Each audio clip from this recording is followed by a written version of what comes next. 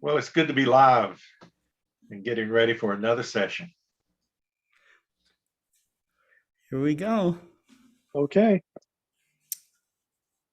Good talking with y'all. See y'all later. Bye. Okay, Yeah. thanks, Don. Take care. Hi, Don. Don, Yep, you take bye-bye. care of yourself and stay healthy. I do my best. You too, Dave. Yeah, thank you.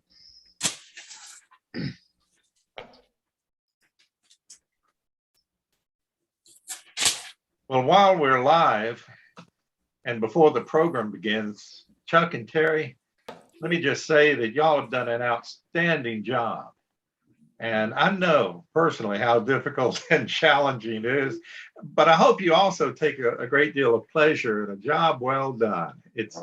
You should be very satisfied. Here, here. Working with Terry is always a pleasure. Chuck, you are too. We do pretty well. We pretty much think along the same lines, pretty much. So it makes it easier. But yeah, this was just different being virtual. You know, it just takes on a whole different identity, kind of. But yeah, it has been a lot of fun. It's been a lot of work, but it's been a lot of fun.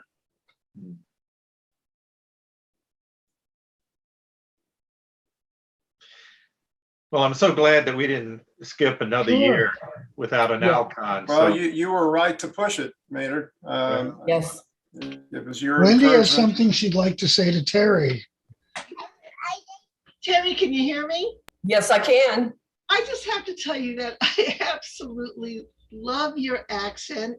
I love that you have to do so much talking at the beginning of these sessions so I can just listen to you talk and smile. I have an accent. Yeah. Well, compared to right now, I'm at sort of no accent, but I can talk New York because that's where I'm from, and yours is much prettier. Thank you. Thank you. I do appreciate it. I think it was Kelley Beatty once told me, he said, you know, you have got this little sound to you. I said, you have an accent? Well, from where I sit, it is wonderful. So I just thought I would let you know my ear likes listening to you. Thank you. Well, listen, you're going to get to hear more. Good. Thank you.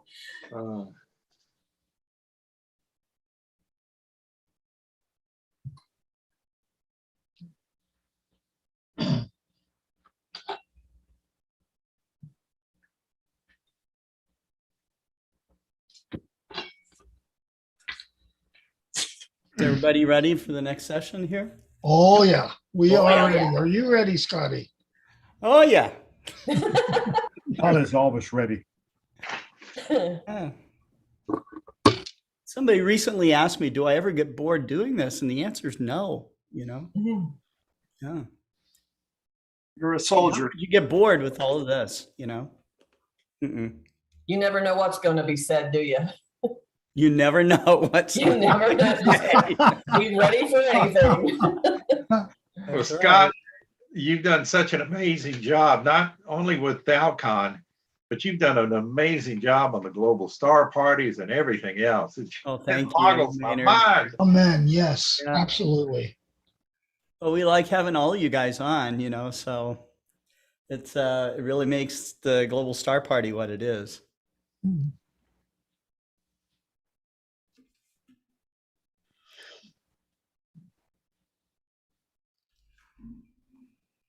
Let's see, share this.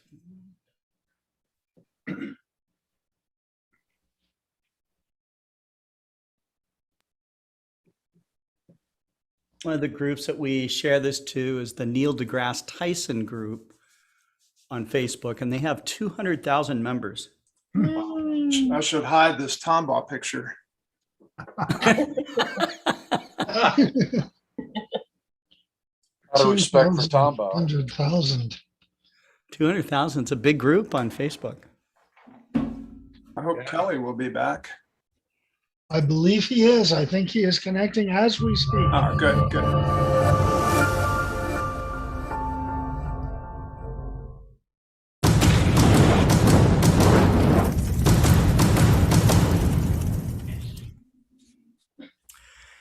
And we're back. This is the final day and the final presentation hour or hours that we'll be presenting the Astronomical League Convention. I can say personally, it's been wonderful, very enriching, and it's been great to see some of this amazing global audience watch the program and chat in and ask all the great questions that they do. At this point, I'll turn this over to Chuck and Terry. Thank you, Scott. I'm going to kind of give you an idea of what is coming up. We will be doing the AL Award for 2021. Kelley Beatty is going to join us to talk about darkness and distress, which we all need to work on our dark skies. It's important for everybody and all life to keep our skies as dark as you can. Then we will have another award and door prizes. So we have got a good night up ahead. So Carol, I think I'm going to ask you to open up speaking about the 2021 Astronomical League Award. Yes, I am honored to present the 2021 AL Award. I wish it were being presented under different circumstances since our honoree passed a few days ago. There was no question as to who really deserved the award when we were talking about presenting it this year. And as the two former presidents and myself made that decision, it became evident that Carolyn Shoemaker was the one that should get it. It was very obvious. She was the obvious choice. I have fond memories back at ALCon 2011 in Bryce Canyon. Carolyn was our keynote speaker there, and I found her to be just such a gracious lady, and she had some funny stories to tell. It was just really delightful to meet her and spend some time with her. And we've lost a giant, and that's about all the comments I'll make right now. Why don't you carry on, Terry? Okay. Thank you, Carol. I am going to tell you a little bit about my relationship with Carolyn. We have been friends for about 11 years.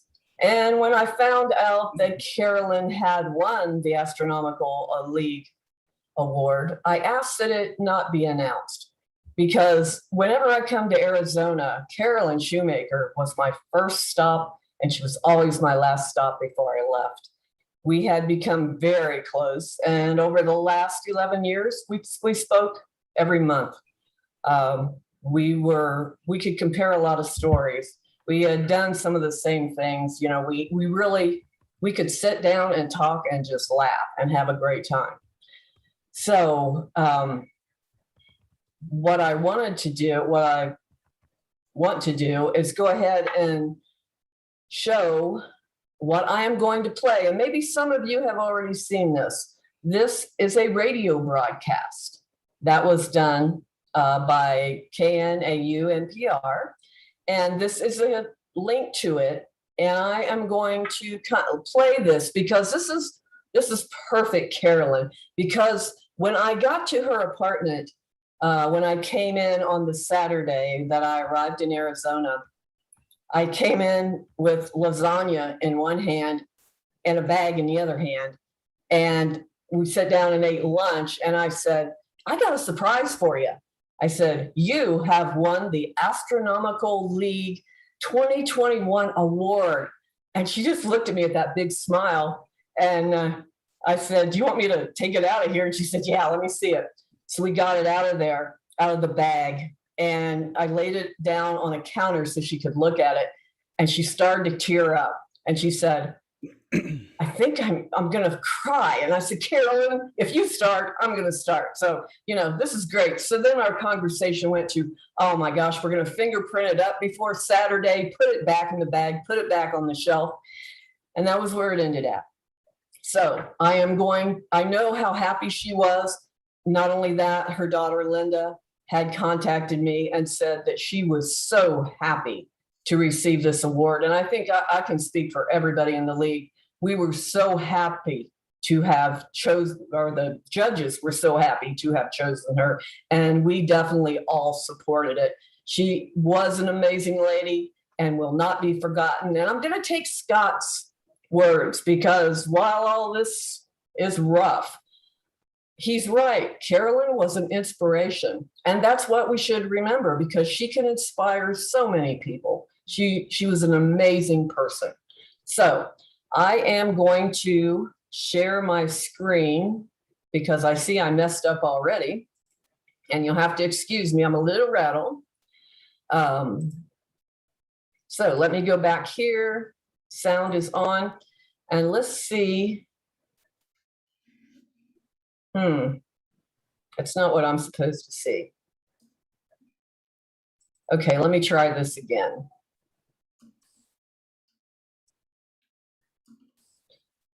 Okay. I am so glad that she got to see the award while she was still living. Oh, I am so grateful. We spent all Saturday afternoon together laughing and talking. I am so grateful for that because she got to see this award. She was very happy with it. And I was just happy to hang out with her for a while. And for some reason, oh, wait a minute. Let's try this. It went to the last slide. I'm going to try this again. And I tested this earlier. That might be my problem. I'm going to stop sharing again. I am so sorry it is taking a while. Let me try one more time here. Take your time, Terry. Okay. Now let's see if it will work.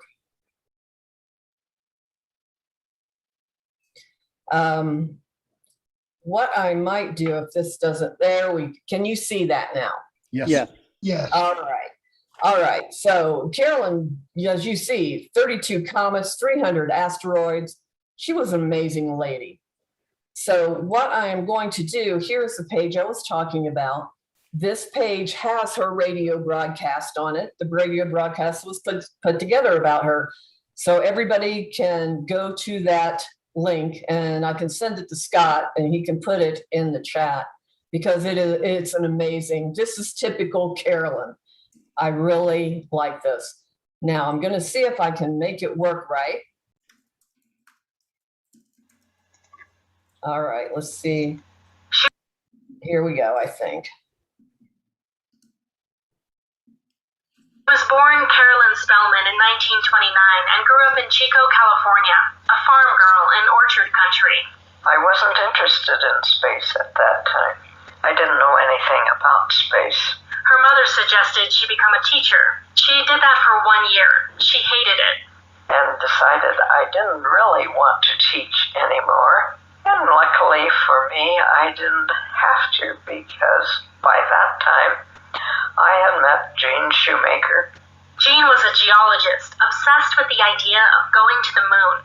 The two fell in love through letters and married in 1951. Eventually, they moved to Flagstaff and raised 3 children. It was a place where Shoemaker could do what she loved, long drives and camping trips in wild country and river rafting adventures. When the space race began, the Shoemakers hosted astronauts in their home. I said to Gene one day, Gene, you're doing exactly what you want all the time and having a marvelous time about it. Have you any suggestions for me as to what I could do now that our children have left home?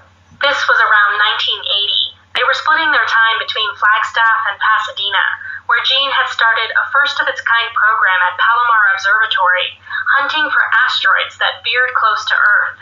And Gene suggested that possibly I would be interested in working on that. And I thought, I don't think so. I've never stayed awake a night in my life.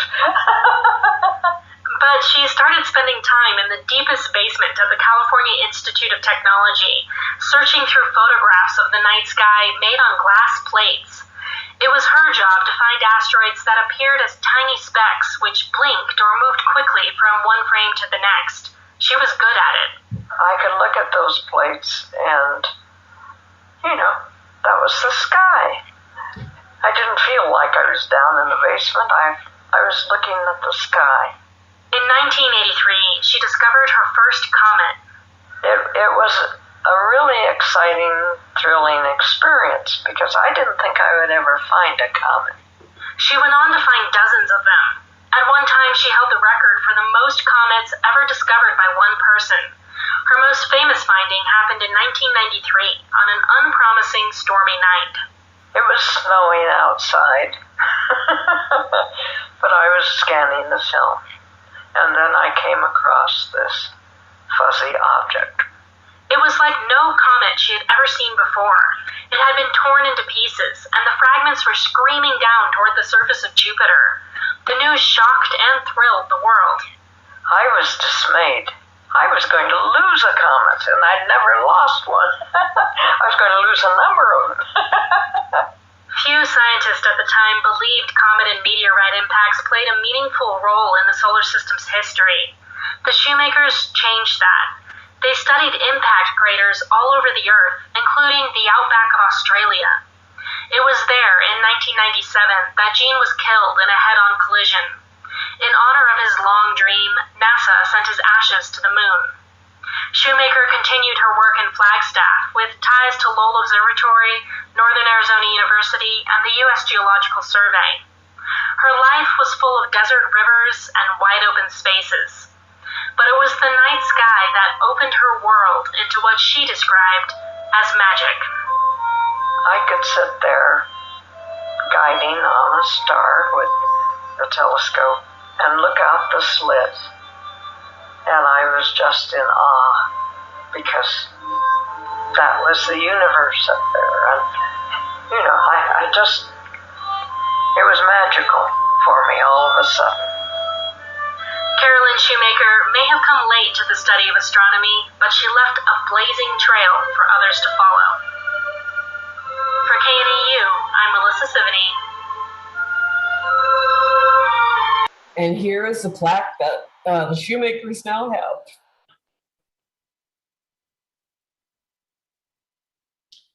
So Carol or Chuck, or anybody that would like to say anything? What a legacy Carolyn left us. It's a goal that all of us strive to emulate. So what a legacy she has left us all. Yeah, for someone to start into astronomy as late as she did and to accomplish as much as she did is absolutely stunning. And I wish I'd ever had a chance to meet her, and I didn't. I was caring for family members during much of the time when I could have done that, but it was too difficult. So she'll certainly be missed. And I'm so thankful, as David and others have pointed out, that she received this award at a happy moment in her life, if near the end of it. I wanted to say that Carolyn had said one important thing to me that I neglected to say yesterday, and that is that observing or any long scientific project isn't worth doing if it is not fun. And she made certain that our observing nights together were fun, and they really were. Yeah, she was a special lady, very special lady. Yeah. And she blazed lots of new territories for women, and that's very important as we try to diversify in the league. What an example for young ladies growing up now to have. Yeah. And I love that she strived to do, something that made her, feel that she was passionate about, and she was doing exactly what she wanted to do. That's the gift that everybody should give themselves. And my wife, Betty, told me from the other room just now that Carolyn had a pilot's license at one time. Yes, she had her pilot's license. She was flying Gene and herself around in Australia. Yeah, I was amazed when I found that out. Yeah, I would have loved to have flown with her.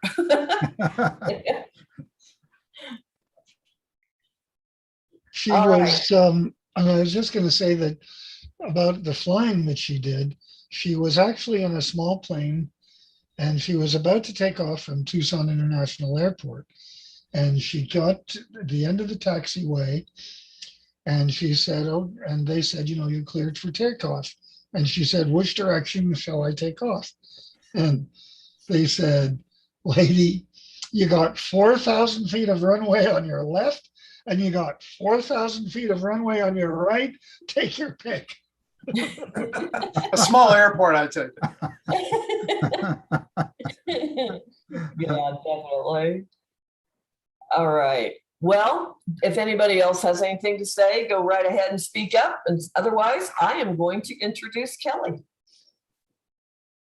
I would just say that Carolyn, to me, Carolyn, I only met her a couple of times, and she was. I've said it before, but she was sweet. She was kind. She was humble. She was very grounded. Very. She was very, very interesting to talk to. She is amazing to talk to. She has stories that you would just roll. Grounded except at night. Oh, all right. Let's see. Kelley is here, right? Is Kelley here? Oh, I'll let you know in a second. Yes, He is right here. there. He's There he most is. definitely here, Gary. There he is. All right. Let me go ahead. How are you, Kelley? Hey, I'm fine. How are you, Terry? Great to see you and all of you. See you too. All right. I am going to introduce Kelley Beatty. He will be speaking about darkness and distress, how to combat light pollution. Kelley Beatty has been explaining the science and wonder of astronomy to the public since 1974. An award-winning writer and communicator, he specializes in planetary science and space exploration as senior editor for Sky and Telescope magazine. He holds a bachelor's degree from the California Institute of Technology and a master's degree in science journalism from Boston University. Kelley has been active in efforts to reduce light pollution for more than 30 years. He served more than a decade on the board of directors for the International Dark Sky Association and is now an officer with IDA's Massachusetts chapter. So welcome, Kelley, and I will let you take it from here. All right. Make sure I get the screen share here. Before I get going, just want to say a couple of things. You know, I met Eugene and Carolyn a very, very long time ago. Sorry, David, probably earlier than you, because I was an undergrad at Caltech. Eugene was one of my professors. He encouraged me to go on in astronomy and planetary science in particular. I almost had a chance to work with them on Palomar, but the lure of outreach was drawing me already. And so I joined the staff of Sky and Telescope in 1974, 1 year after graduating. But boy, all the memories that I have of both of them are just precious to me. I just wanted to take a moment also to congratulate the League on its 75th anniversary. No mean feat to have existed as an organization for that period of time. And you know, you're just continuing to go strong and do amazing things. And I want to also call out, you know, those of you, Scott and Chuck, Terry, and Carol, for putting this together. It's not just like getting a Zoom account and away you go. It takes a lot of work to do a 3-day conference like this, to line up the speakers, to have it all go well, and to have it be to come off as seamlessly as it has. I know that Scott Roberts has a deep bag of black magic that he uses to make these things happen, but it's still remarkable, and I'm thrilled to be a part of it. So thank you for inviting me. Well, thank you, Kelley. We're glad you're here. Yeah, so I'm gonna grab the screen here, and we're gonna talk a little bit about light pollution and what we can do to combat it. So I'm going to start with, I hope you can all see that screen okay. And can you see my cursor flying around there? You're still not in slide mode yet. Really? Oh, okay. Huh. It says I am screen. Oh, wait. Your screen is sharing. You just Oh, no. Hold on a second. Hold on. I have to do something here. Hang on. I know what the problem is.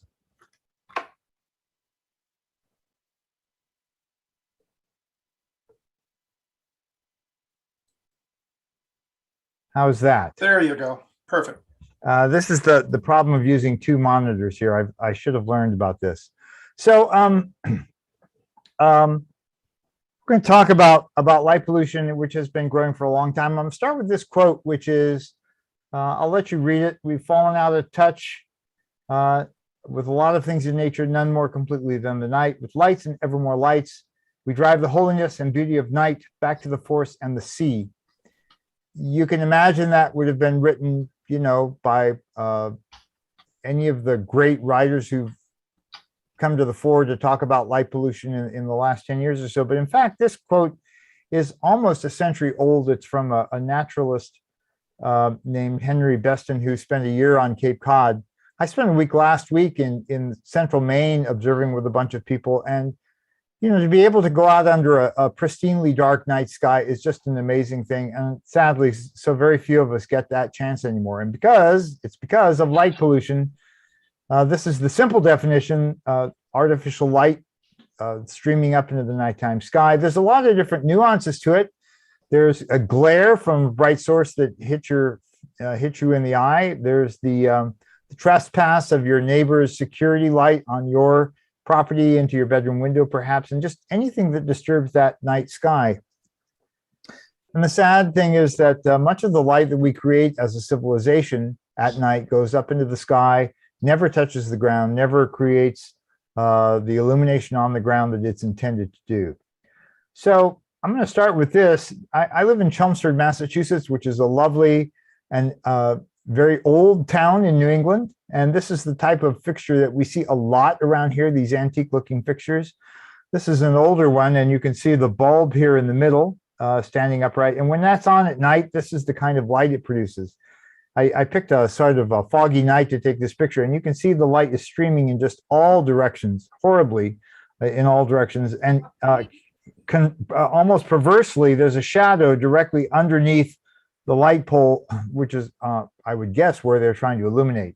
But this picture serves well to show us what the sort of big picture is all about when it comes to controlling light. The easy part is any light that goes above horizontal is considered uplight. This goes up into the sky, never touches the ground. A lot of light does end up on the ground as it's designed to be. And then there's this sort of slice just below horizontal that we call the glare zone, which is an area of research that's becoming increasingly important as you'll see. Now, you might think that the most damaging light in terms of light pollution are the ones that shine straight up, but that's actually not the case. If you think about it, the Earth has a kind of very thin atmosphere. And so as a light shines straight up, it very quickly exits the atmosphere and heads out into space. That is what satellites photograph when they're photographing lights on the Earth's night side. But it turns out that models show the most damaging light beams, photons, if you will, are the ones that get emitted just above horizontal, like these ones down here in the bottom panel. They're the ones that skim through the atmosphere for great distances, 10s or 20 or 30, 40 miles away from the source, creating scatter all along that route. And so those are the ones that are causing the most grief for us as amateur astronomers and just human beings in general. I live about 30 miles outside of downtown Boston. My skies are pretty dark. I've got, 5.3 on a really good night. But I know that when I look straight up into my night sky, I am seeing scatter, sky glow, caused by lights coming out of downtown Boston 30 miles away. It's a pervasive problem. So I'm going to quickly go through some of the culprits here. Street lights, of course, are what we think of most often in terms of light pollution. The older style are right here. We don't see too many of these anymore. They're quickly being replaced. Here, the bulb is in the bottom inside this glass bowl, kind of like a faceted salad bowl. And it's this glass lens, if you will, that's causing, that distributes the light from the bulb, and not very effectively. 20 years or so ago, we started using what are called full cutoff, like you see on the bottom, where the bulb is up inside the housing and the light comes straight down, and all of it is below horizontal. That's great, but it tended to create these really strong puddles of light underneath the street lights. This is a very nasty kind of lighting. We call it a wall pack. Excuse me. Businesses will put this above their doorways, not only to illuminate the doorway, but to attempt to illuminate the parking lot beyond. And they didn't do a very good job of it. This is an example, a side view of how much broad scatter there is. And a lot of this light is going up into the sky and creating, you can see over here, this is really not a very good light. And I have to say, this particular light, there's no reason for it to be there. It's actually on the wall of an environmental protection agency laboratory here in my town, Chelmsford. And then I'm not sure how ubiquitous this is across the United States, but in the Northeast, if you're a business and you want to quickly put up a light in your parking lot, you contact the utility and they'll slap a big a fixture like this on one of their utility poles. And all you do is pay for the electricity and a little bit for the rental of the unit. And they also are very poorly shielded. They're not shielded at all, in fact. And this is the kind of lighting you get. So those are some of the main bad actors in this war that we're in against light pollution. And the sad part is that it affects our life in many ways. And I'll tick off 5 of them here. The first, and the one that's most what's the word I'm looking for? The most obvious to us is the loss of the starry night sky. Many of you, I suspect, are old enough to remember that in 2003, there was a huge blackout here in the Northeast. And many huge sections were just totally in the darkness for a short period of time. Todd Carlson was living in Toronto and it took advantage. It happened in August. Todd took advantage of that to take a picture of the night sky looking toward downtown Toronto at the time. And you can see the beautiful Milky Way there because there was no light pollution whatsoever. The next night, the lights had come on by then. He took the same picture, and this is what he recorded. And this, in very graphic terms, shows us what we have lost when it comes to light pollution, how little of the sky we can see in some locations anymore. Beginning about 20 years or so ago, the National Park Service sent a team of astronomers around to record all sky views from national parks. They sort of became aware that the nighttime environment, the National Park Service, became aware that the night environment was important too, just as the day environment. And they wanted to record it with their night sky team. This is one of the darker places that the team located and photographed in Natural Bridges. You can see it there. It's in southern Utah, and the circle area is an all sky picture with the horizon around the outside edge and directly overhead in the middle, and then that's sort of peeled apart to create this kind of all around the horizon panorama. This arc right here is the Milky Way. There is a little bit of a light dome here, but this is a very, very dark space.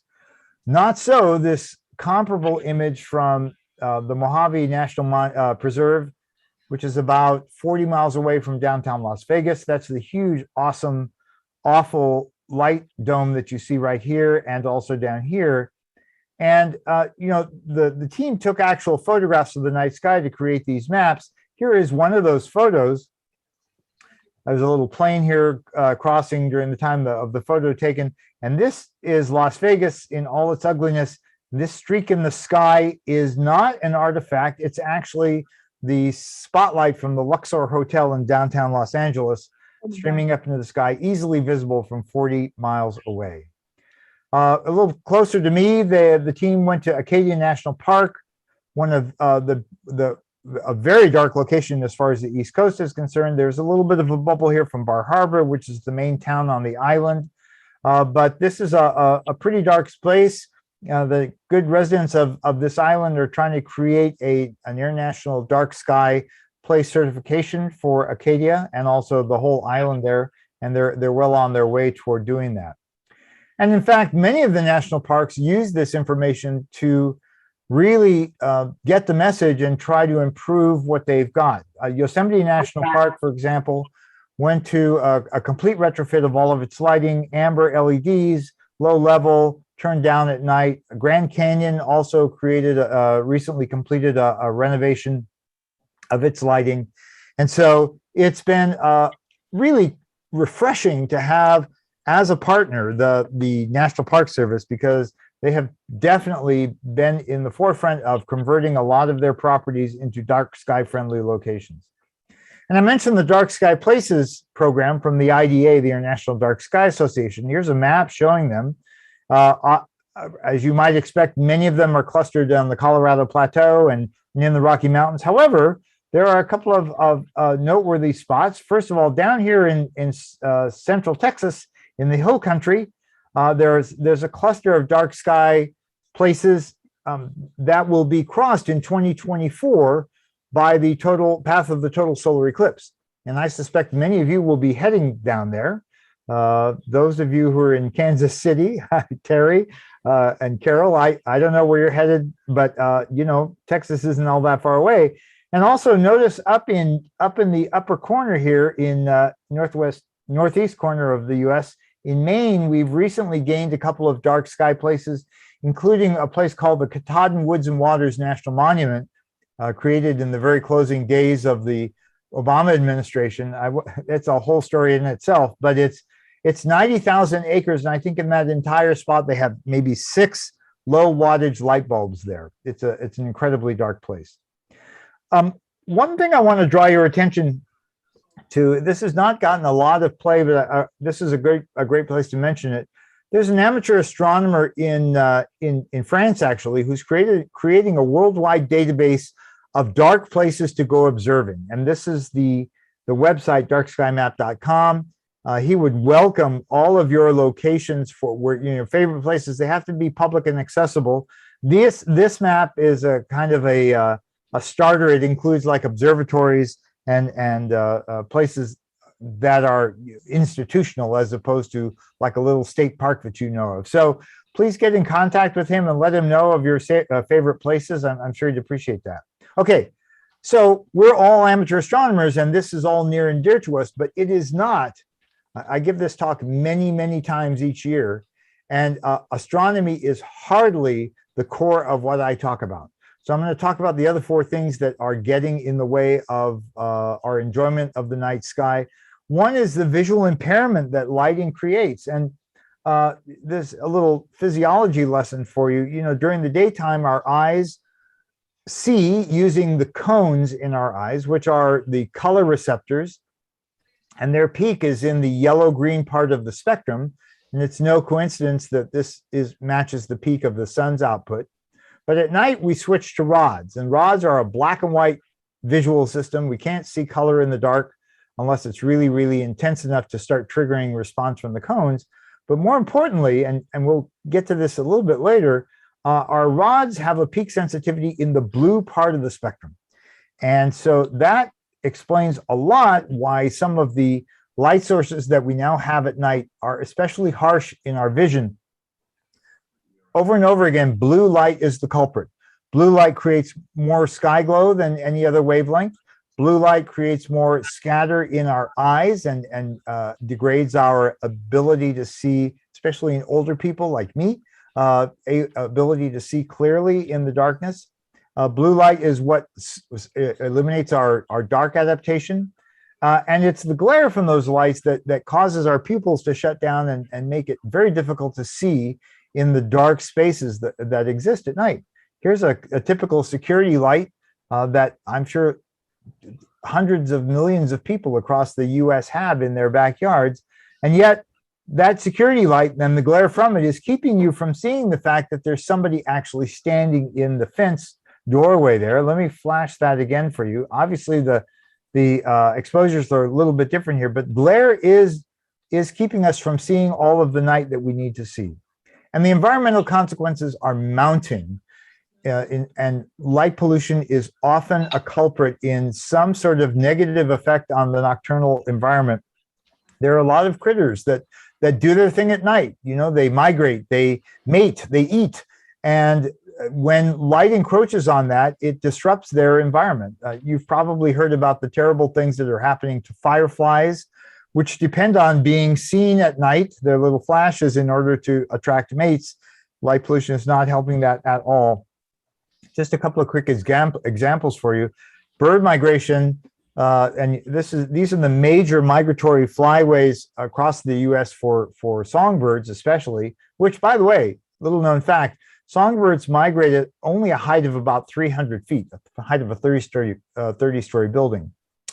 So light definitely gets in their way, and during migration season, they're taking their cues from the stars and glints off of the water and the moon and whatever to fly in a particular direction. Maybe some magnetic cues as well. But you put a bright light in their field of view, and they'll mistake that for something they should be keeping off their right-hand wing, for example. And so they end up circling around it all night until they fall out of the sky, either exhausted or dead, and making them easy prey. And there's a group in southern Canada called the Fatal Light Awareness Program, flap.org, that I draw your attention to. They have been chronicling the loss of all of the birds. It's in the tens of millions annually from running into buildings during their migration season. A good example is from southern states. Sea turtle hatchlings come out of their eggs in the sand, have to make a beeline for the ocean. They're looking for visual cues, glints off the water, but lights from, say, this resort development here alongside the beach can distract them and draw them in that direction, often across roads. They become easy prey. Not a pretty picture to look at, but that's what's happening down in Florida.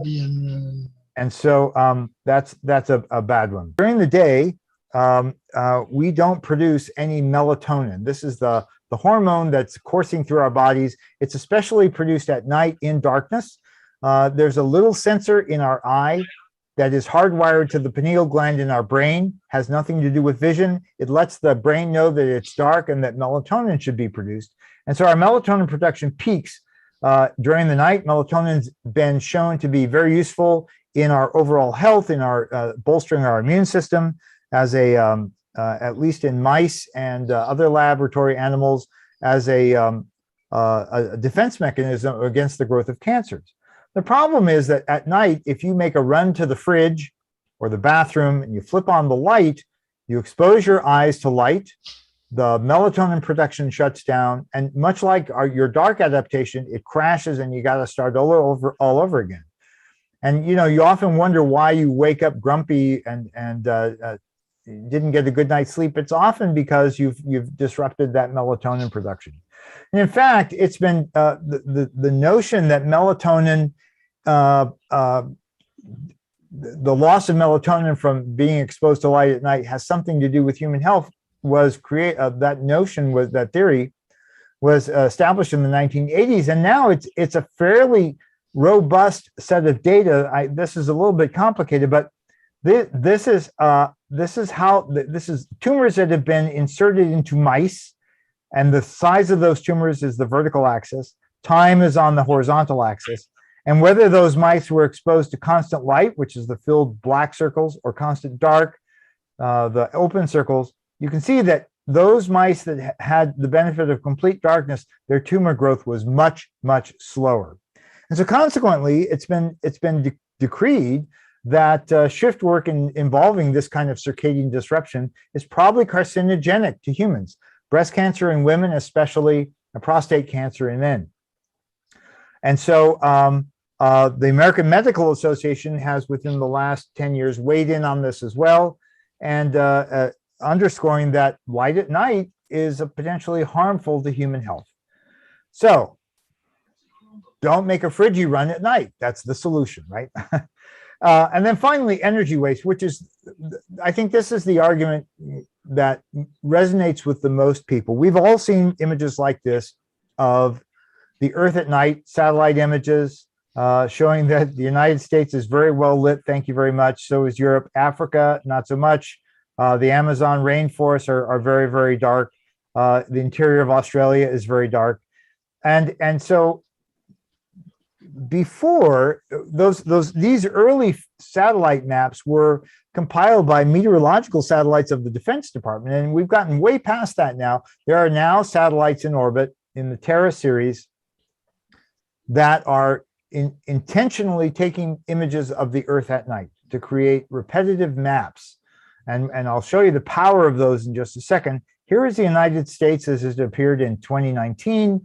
You can recognize the outline of the US very easily, how bright the west and east coasts are, everything sort of west of well, Kansas City is pretty dark with some notable exceptions. And as I was looking at this, I said, well, what's this? This is in West Texas, and this has got to be in North Dakota somewhere. And I said, what the heck is there? Well, those are the oil and fracking fields that are lit up all the time, either electrically so that workers have access to the plants 24/7, or in the case of a lot of the flares, burning off excess methane from the wells. It's a very terrible thing because down here in West Texas, it's not all that far from McDonald Observatory, among others. And you think of North Dakota as maybe being one of the darkest and most pristine places in the country, but not anymore. I just had to show this. Some years ago, National Geographic did a cover story, and this is downtown Chicago. I mean, if you think light pollution is bad where you live, thank your stars that you don't live in Chicago. I hope that none of you live in Chicago, because it is a horribly overlit city intentionally. So I wanted to pick, these databases exist, and I wanted to pick a place that was representative to kind of do a little show and tell for you.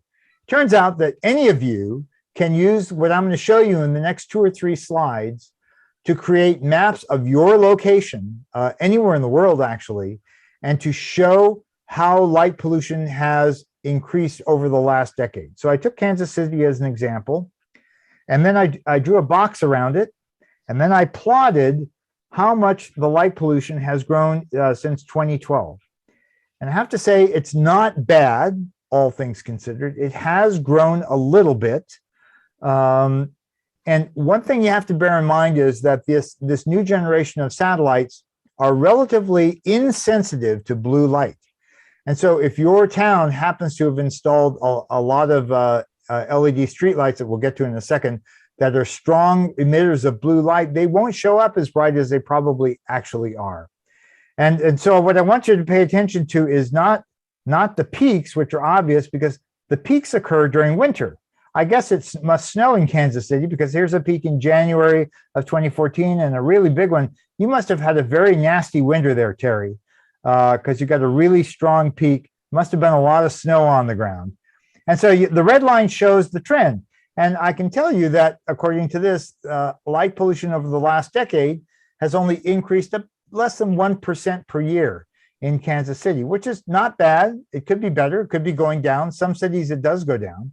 And so here's the information you need. This is the website you need to go to do what I just showed you. Identify a location, draw a box around it, and then we'll create instantaneously a plot, just like I showed, that will show you the trend for your location. Very, very handy, very powerful if you happen to be speaking to like a city council or something like that. I'll repeat this at the end of the talk, by the way. Okay, so this is, I think our astronomical lives will be divided into 2 eras, BL and AL, before LEDs and after LEDs. We are in the midst of a once in multi-generational change, a transformation in the way we light our night, thanks to light emitting diodes. And, light emitting diodes are fabulous devices. As you can see by this plot, they blow away in terms of efficiency, in terms of how many lumens, which is the measurement of how much light you get per watt of electricity. I think you probably all know that incandescent lighting is very, very, very inefficient, creating more heat than light. Even supposedly efficient sources like fluorescence they're nothing compared to the potential for LEDs. Laboratory studies have already created LEDs that create 250 lumens per watt of electricity, and so they are definitely here to stay, and they have a lot of benefits. They can be, unlike the existing lighting that we have, they can be turned on and off at will. They can be dimmed. They can be triggered by motion sensors. And so there are a lot of pluses to LEDs. They last a long time. They're really great. But just like that Clint Eastwood movie, there is such a thing as the good, the bad, and the downright ugly when it comes to LEDs. And one of the core issues in their rollout, as far as us as those who are fighting light pollution, is what's called the color temperature of light. Some of you know about stellar spectra and the fact that the hotter a star's surface, not only is the more luminous, but it's also its peak wavelength is shifted stronger and stronger to blue wavelengths, even ultraviolet and X-ray. Conversely, the cooler the surface, the less hot, then that peak of the light shifts toward redder and redder wavelengths. It's kind of counterintuitive. We think of red as hot and blue as cold, but when it comes to light and the spectra, it's just the opposite.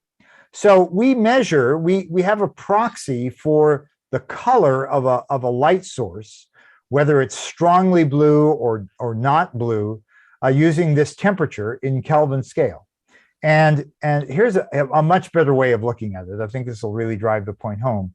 All of these kinds of light sources exist, and most of the ones that we deal with in our everyday life run from about 3,000 Kelvin to 5,000 Kelvin in this stretch right here. And so it turns out that the innate efficiency of an LED bulb is rather strongly skewed toward about 6,000 Kelvin. That's where you get the most lumens per watt of electricity. And cities that were early adopters of LEDs for street lighting were using 4,000 and higher color temperature LEDs. And they're awful at night because our eyes are not used to having that strong blue cast.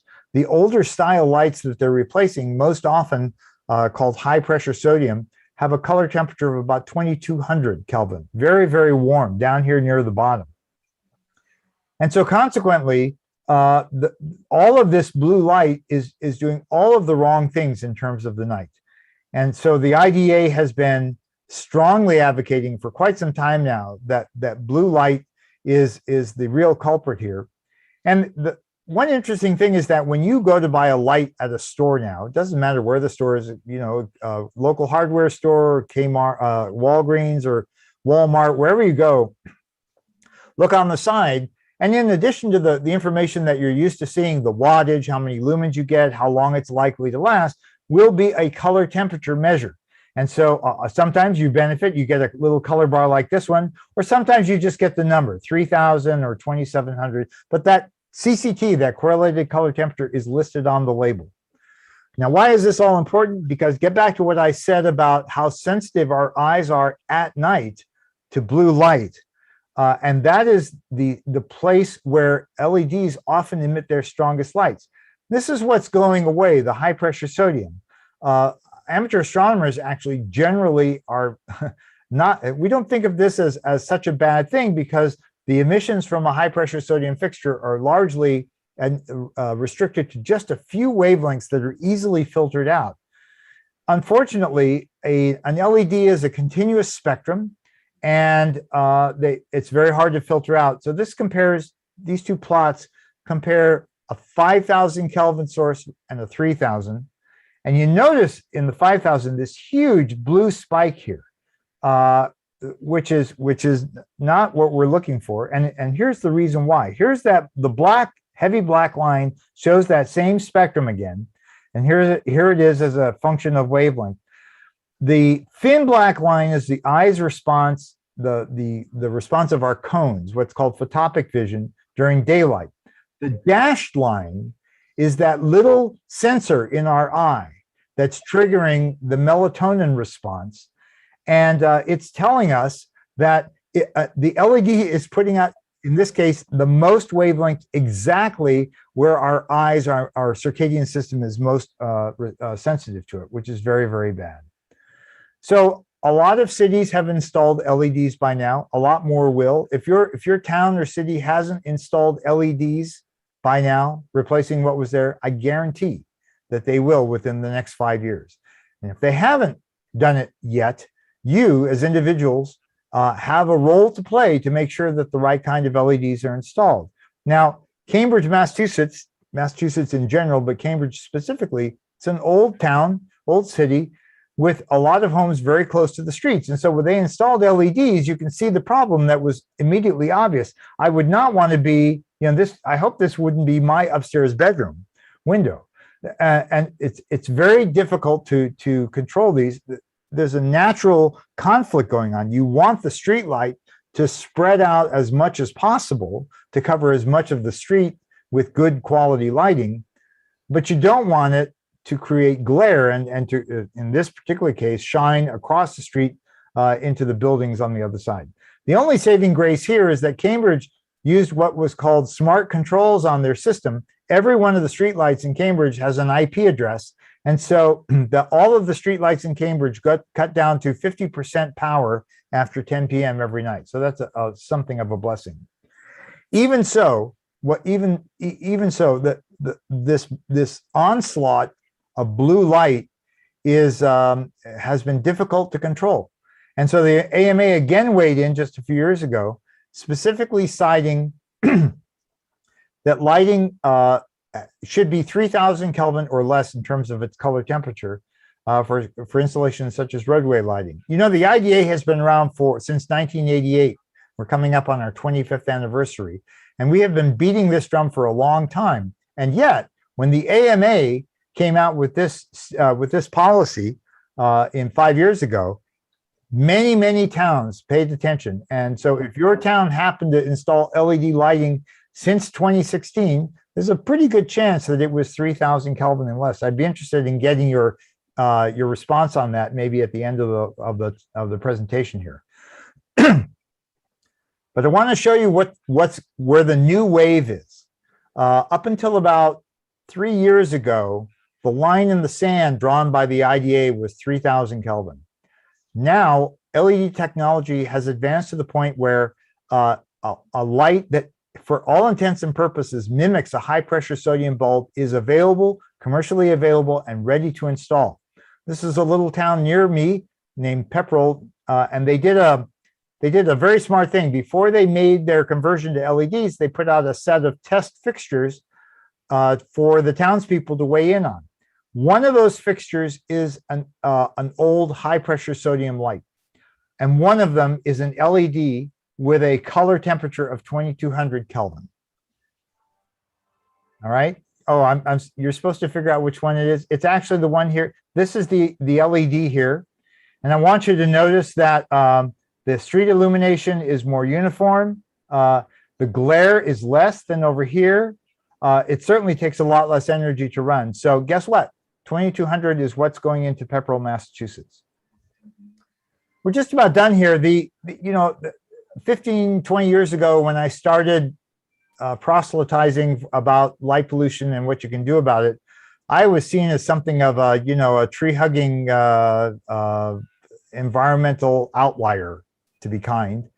And now light pollution is a fairly common term. A lot of people know about it. They appreciate what it's done. Anyone who's driven down a dark road at night and have a car with new style headlights, those intensely bluish headlights shining at them, knows exactly what I mean when I say the word glare. And so this is just an assortment of some of the fairly recent articles that have appeared in mainstream media about this. I call your attention. I suspect many of you are in a position to make presentations between the stakeholders in your cities and towns on LEDs or lighting in general. Maybe it's a new shopping mall that's going in. One person can make a huge difference in the outcome. That certainly happened to me here in my town. I got involved when my town was converting to LED streetlights, and the chosen manufacturer offered two kinds. One was 5,700 Kelvin and the other was 4,000. And the town was going to go with the 5,700 because it was slightly more energy efficient. And I got involved and I said, if you install those, you're going to have a war on your hands because no one is going to like them. Fortunately, we went with the lower color temperature. It wasn't as good as I would have liked it to be, but it was a success nonetheless. Anyway, I call your attention to the darksky.org is the website of the International Dark Sky Association. And Losing the Dark is a sort of public service video that the IDA created about 10 years ago that basically in 7 minutes covers all of the material that I've been talking about, except LEDs. We need to update it to have a little bit more about LEDs, but it is a great place to start a conversation.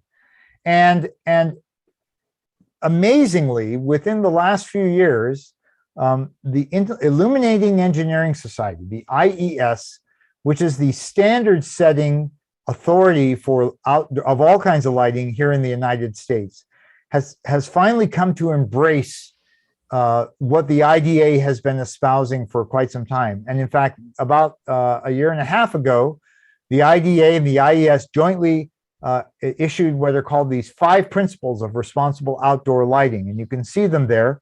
Lighting should be not excessive. It should be only where necessary, and the warmest color temperature possible. In fact, I don't think I have a slide of it here. The IES just awarded its highest honor, the Medal Award, to Dr. Dave Crawford, the founder of the International Dark Sky Association. And so it's taken a long time to get the IES's attention, but we're grateful for all of that, and congratulations to Dave.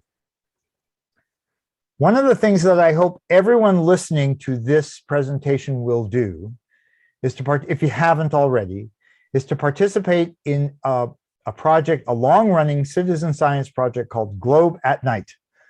And you can see the URL there. Globe at Night is a simple effort to have you gauge from wherever you're at the darkness of your sky using simple comparisons with downloadable maps to show, say, in Cygnus or Orion, how many stars you can see and which map it most closely matches, and using that as a limiting magnitude that you then go in and you record. You record your location, whether the sky was completely clear, what kind of ambient lighting you have, and what your magnitude was. The reason that's important is that all of those satellite maps that are generated don't fully tell the story of just how much light pollution is being created on the ground. Globe at Night is essentially the ground truth that the researchers who use this data rely on to know how to make the transformation of what they see from their satellites to what's happening on the ground. And if you and your clubs are not doing Globe at Night measurements individually and collectively every year, multiple times a year, as often as you can, you're missing a golden opportunity not only to contribute to science, but to aid in the fight against light pollution. Globe at Night was created actually for school children as a way to get them involved and get them looking at the light in the night sky. And I suspect my good friend Scott Roberts will attest that in the last 18 months, telescopes have been flying off the shelves to the point of being unavailable around the holidays for entry-level telescopes.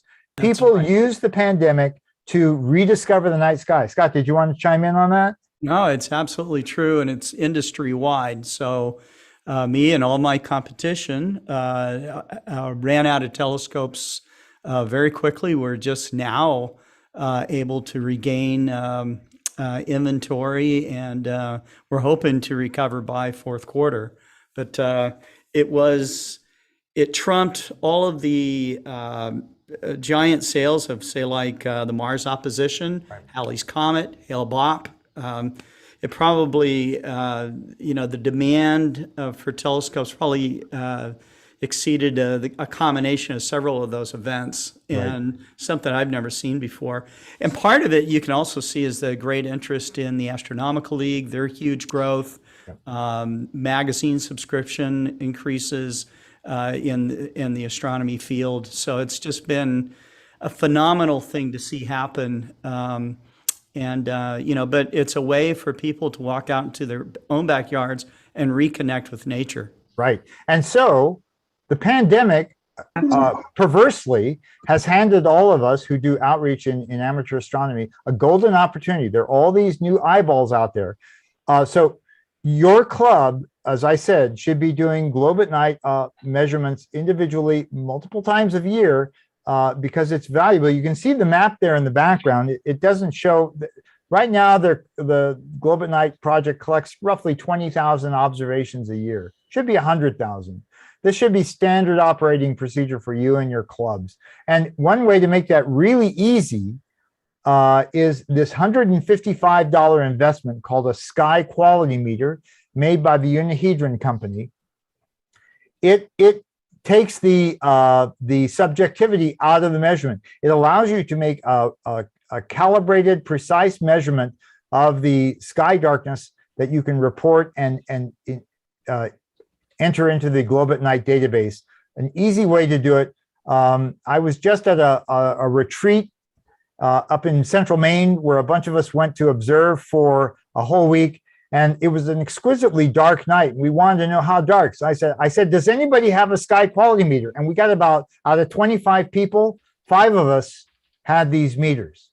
And so this should be standard equipment at your dark sky site.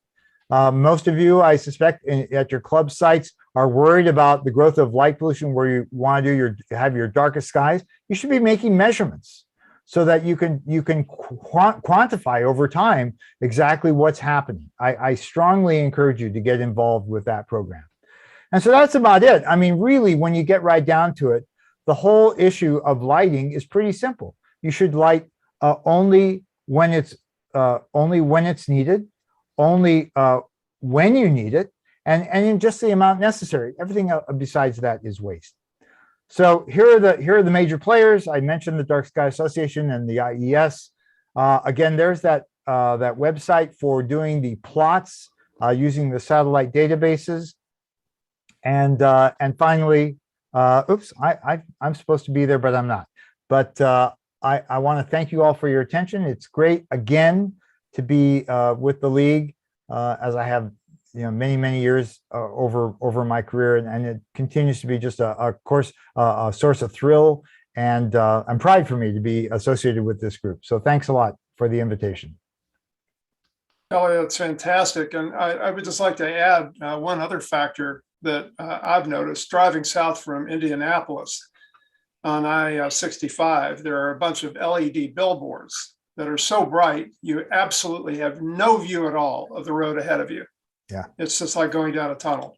Yeah, and many states, Massachusetts is certainly one of them, have standards for outdoor lighting, illuminated billboards. So as I'm not sure if you're in a position to make inquiries about that, but the advertising industry, they will take what you give them, what you allow them to get away with, and if any of you, David certainly knows firsthand that the state of Tucson, the state of Arizona, yeah, the state of Tucson, the state of Arizona has been tenacious in fighting the outdoor lighting industry to keep the skies dark around Tucson and elsewhere for the observatories. So I'm sorry you have to endure that. There's some comments, maybe some questions here. Tom Berta, watching on Facebook, says, at our home, we do not use outside lights, and I've tried to get my neighbors to stop with no success. What kind of tips would you add for that, Kelley? All right, so Tom, there's a difference between having lights on all night, every night, versus just having nuisance lights. If you haven't tried it, I'm not sure. It's a question that we all get all the time, and so if you're in good terms with your neighbors, I would try 2 tactics. One is to invite them over for a little private star party sometime, or point out the International Space Station to them or something like that, to let them get a sensitivity for what's overhead at night. The other is to say, look, I'm trying to do amateur astronomy here. Would you mind when I'm trying to observe, can I call you and have you turn off your outside lights? That often works. If you're on any kind of good terms with your neighbor, most people don't realize that they're doing something that's harmful, that is injurious to your enjoyment of the night sky, and they're often, not always, but often more than willing to meet you halfway. Yep. Randy Dodge says, we have a rescue program for puffins that are drawn to the lights. They're captured on the roads and released back into the ocean. Yeah. You know, there's much has been made of the fact that, and I'm paraphrasing here, and I might have the proportions wrong, but we have lost a third of the insect population globally. I think it's globally, or maybe at least in the United States, since the 1970s. There aren't as many bugs as there used to be. And I think we all know that bugs are attracted to lights, and they are, you know, they just like the birds, they're decimated by it. It disrupts their nocturnal habitat, just like lots of other things. And so there is the body of research on all the things that are being affected, birds, all kinds of nighttime creatures, fish even, is growing. And you know, it's really a challenging debate to have whether the fate of, you know, mosquitoes is more important than safety and security of humans at night. We're a 24/7 society now. Neither I nor anyone involved with the dark sky movement is saying that we should not have light at night. It would be great, but we need it. But there's a way to do it right, and there's a way to do it very, very poorly. And for those who might be willing to get engaged in the local jurisdictions, like installation of streetlights and such, the key often is to have what are called these smart controls installed that will automatically dim the lights after midnight. And you know, it's every little bit helps. So if you're going to have streetlights, okay, but maybe they don't need to be as bright all the time. In fact, there are studies that show, lighting designers have shown that if you take a typical streetlight and you cut it to half power, so only half as much light is coming out of it, people can't tell the difference. And so when you make those installations in your towns, you want to go for the lowest amount of light that is considered safe. Too many municipal officials, not knowing any better, you know, they say, oh, geez, these LEDs are so energy efficient, we can just spend a little bit more energy and get way more light than we had before. That is not the direction to go. You must get involved to try to stop that. Yeah. One thing one thing that happened with Wendy and me is that we were talking with our neighbors years ago. They had just bought a nice bright floodlight for their yard. And we were trying to talk them into replacing it with a better light. Anyway, I was talking to the fellow and I said, well, would you try it if we actually went to Home Depot and bought it for you? Would you then install it? And he looked at me with a big smile on his face. He said, would you guys really do that? And Wendy said, in a minute. And he said, it's a deal. And boy, did that work very well. So, yeah. So I suggest that. Yeah, I see a comment from Tarek about he's got a street light in front of his house. It's not yet turned on. It's not too late. It's not too late. Contact whoever was responsible for installing that. Find out what the specifications are. Many street lights, I mean, you can't necessarily get the street light removed, but many street lights come with I'm assuming you say it's in front of your house, so it must be on your side of the street. There is something called a house side shield. A house side shield. Virtually all of the major manufacturers provide these. And if you could start a movement, you know, so that all of the streetlights are shielded, that will certainly help. And I realize you might be powerless to stop the installation of what's there. But what is often the case, you can install these shields. And also, most of these LEDs have a kind of, for those who know the electronics jargon, they have a kind of a rheostat inside. You can dial in how bright they are. Often it's just a setting that they do at the time that the street light is installed. So if you're proactive and find out what the model is and whether that has the setting inside, you can say, I don't want this light very bright. It might be useful to get the buy-in on your neighbors for that, you know, if you can. But you have some control over this situation. Rob Kelley- Robinson from YouTube says, my town installed LED. I complained to the city and power company. The power company came out and turned down 2 LED streetlights near my property to about 30% of their output. It made a huge difference. There you go. Thanks, Scott. Very useful. Kelley, I know this issue is multifaceted and it's quite a stretch, I have a feeling, but have you seen any research at all that might relate to climate change? And if so, is that on the radar nationally? Well, let's see.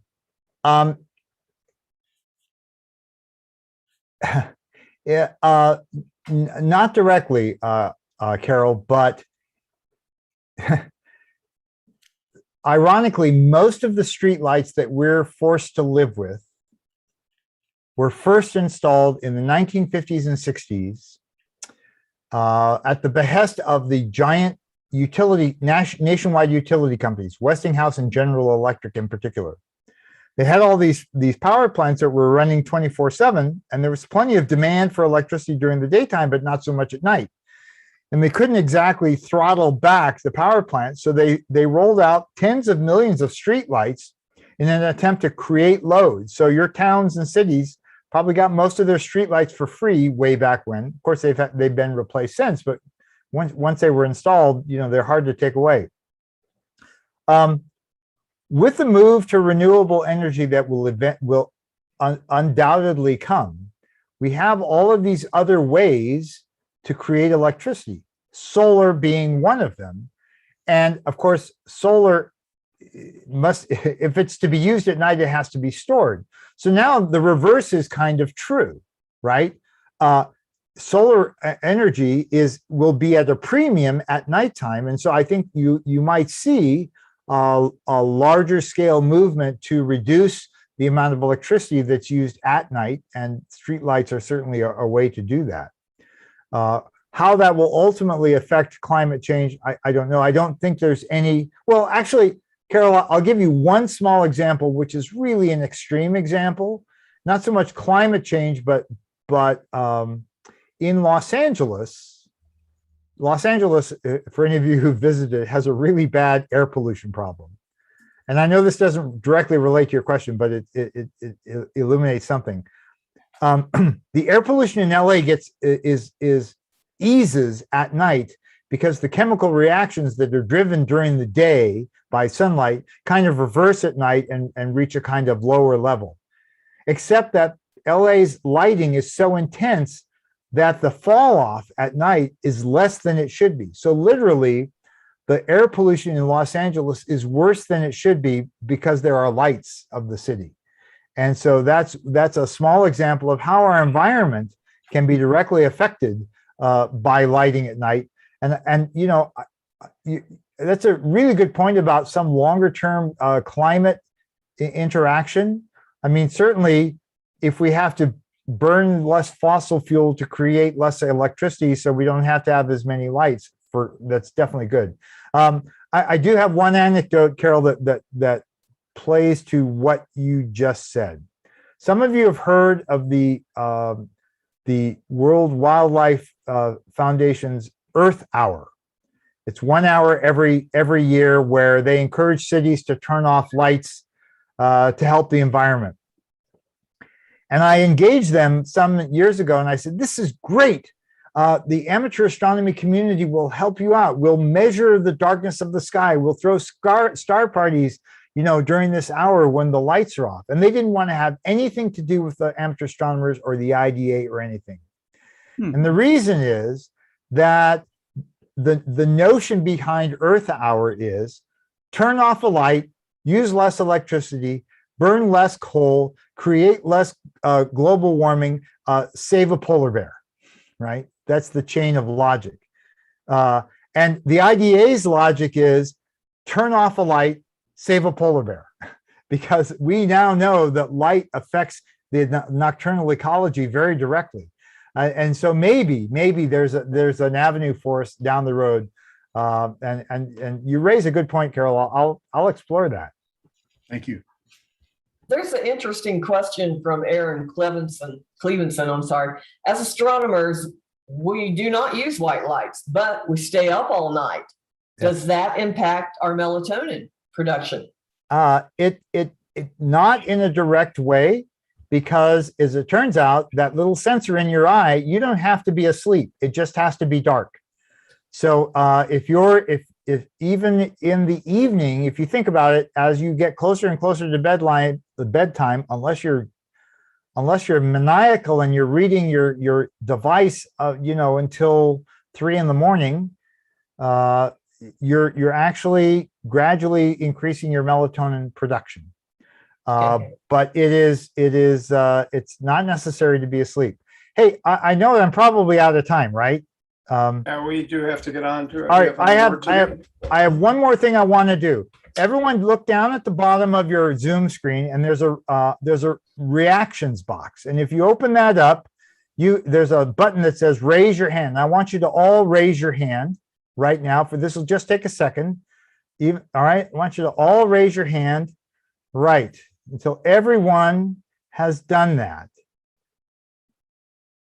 Getting there. Okay, David, that means you too. Okay, all right. Great. Now, for those of you who have done that, I want you to remove that if you're not a member of the International Dark Sky Association. Go back and unclick your hand. If you're not.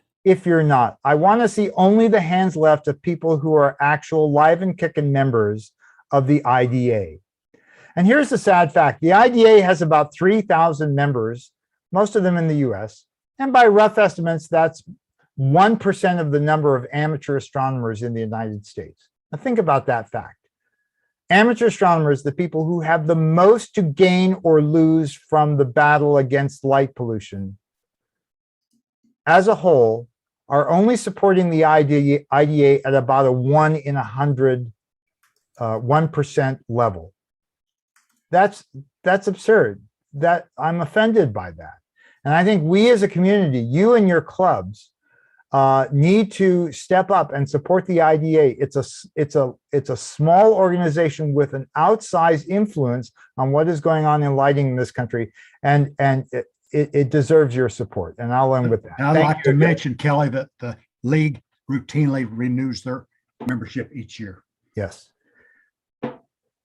Kelley, thank you so much. That was just absolutely wonderful. And are slideshows available through any website that you know of for creating programs? I will well, let me say two things. Let's all lower the hands too. No, yeah. I will happily, Chuck, give this talk to any club that asks me to do so. Okay. First of all. And the second thing is that it does exist in a cursory form on the website of the IDA's Massachusetts chapter. Okay. The thing is, it's as you can see, it's sort of rich in detail. Some of the images that are there, I've gotten permission to use. So I'm a little reluctant to just throw it out there, but I will really, for all your clubs, I will find the time to give this presentation to your club. No, I wasn't asking about your slides. I was talking about whether the IDA provided sets. Oh, I see.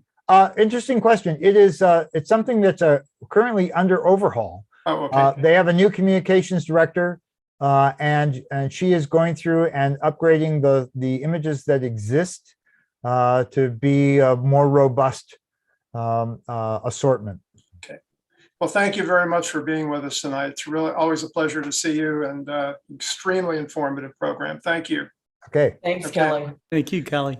Okay, we have an award to give out. And is Mary Kate Bauer with us? Yep. Hello, Mary Kate. How are you? Good. How are you? You do go by Mary Kate, right?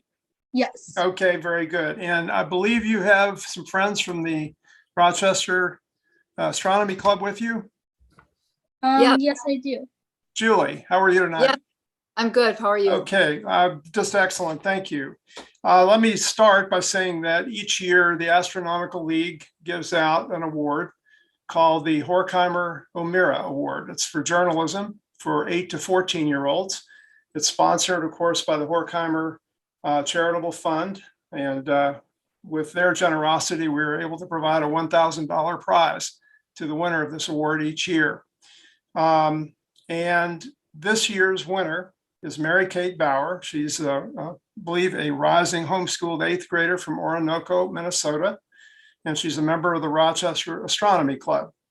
And her winning award entry is a very touching tribute to Jack Horkheimer. And I was a friend of his and greatly admired him because I've seen the impact he has had on young people. There are still young people that I'm meeting who remember getting interested in astronomy because of his Stargazer television programs. And so I can't think of any essay that would have been more touching for all of us in the Astronomical League than the one you wrote for Jack. And I'd like at this point to turn it over to Julie, and eventually we'll have her read her essay. But go ahead, Julie. Okay, well, I have had the pleasure of knowing Mary Kate since she was very young. So I am happy to be part of her receiving this award. You'll get to enjoy her writing talents in a moment, but her other interests include violin, tennis, and sewing. And I understand that her interest in astronomy has started with her grandfather, who introduced her to astronomy. So congratulations, Mary Kate, on this award. Thank you. Okay. Yeah, I see you have the plaque in the background. Yes, I do. Yes. Okay. So tell us when you got interested in astronomy, exactly. So like Mrs. Govretsky said, my grandpa was the one who first taught me about astronomy. He would take all the older cousins and my siblings outside at nights, and he would show us with his laser pointer the stars.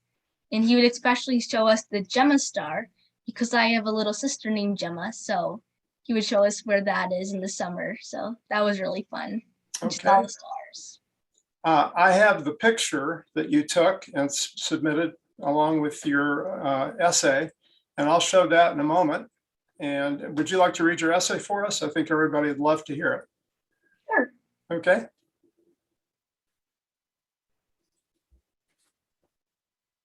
Keep Looking Up by Mary Kate Bauer.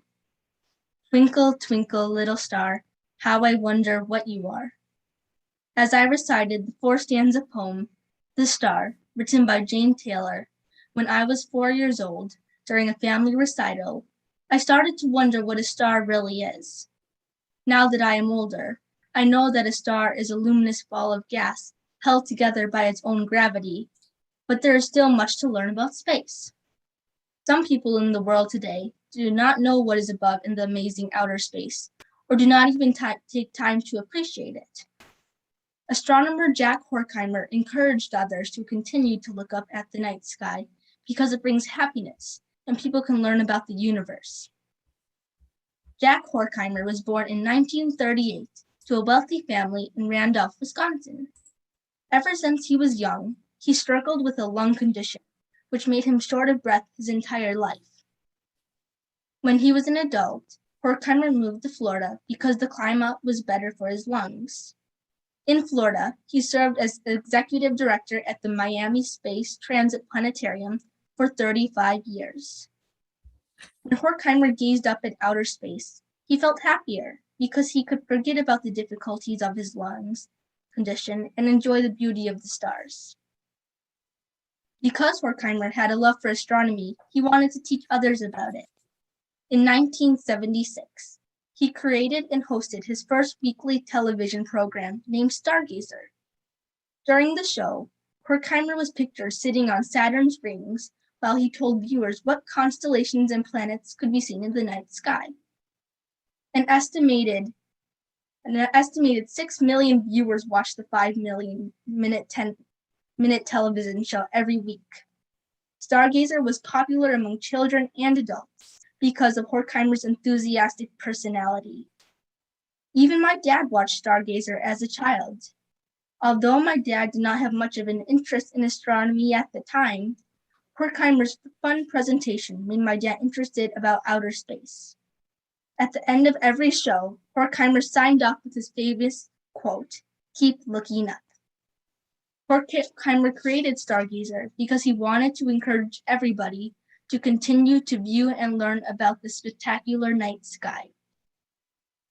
Horkheimer died in his Florida home on August 20th, 2010, due to his lung condition.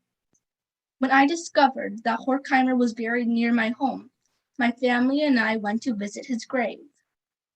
I was surprised to find his self-written epitaph on the back of his gravestone.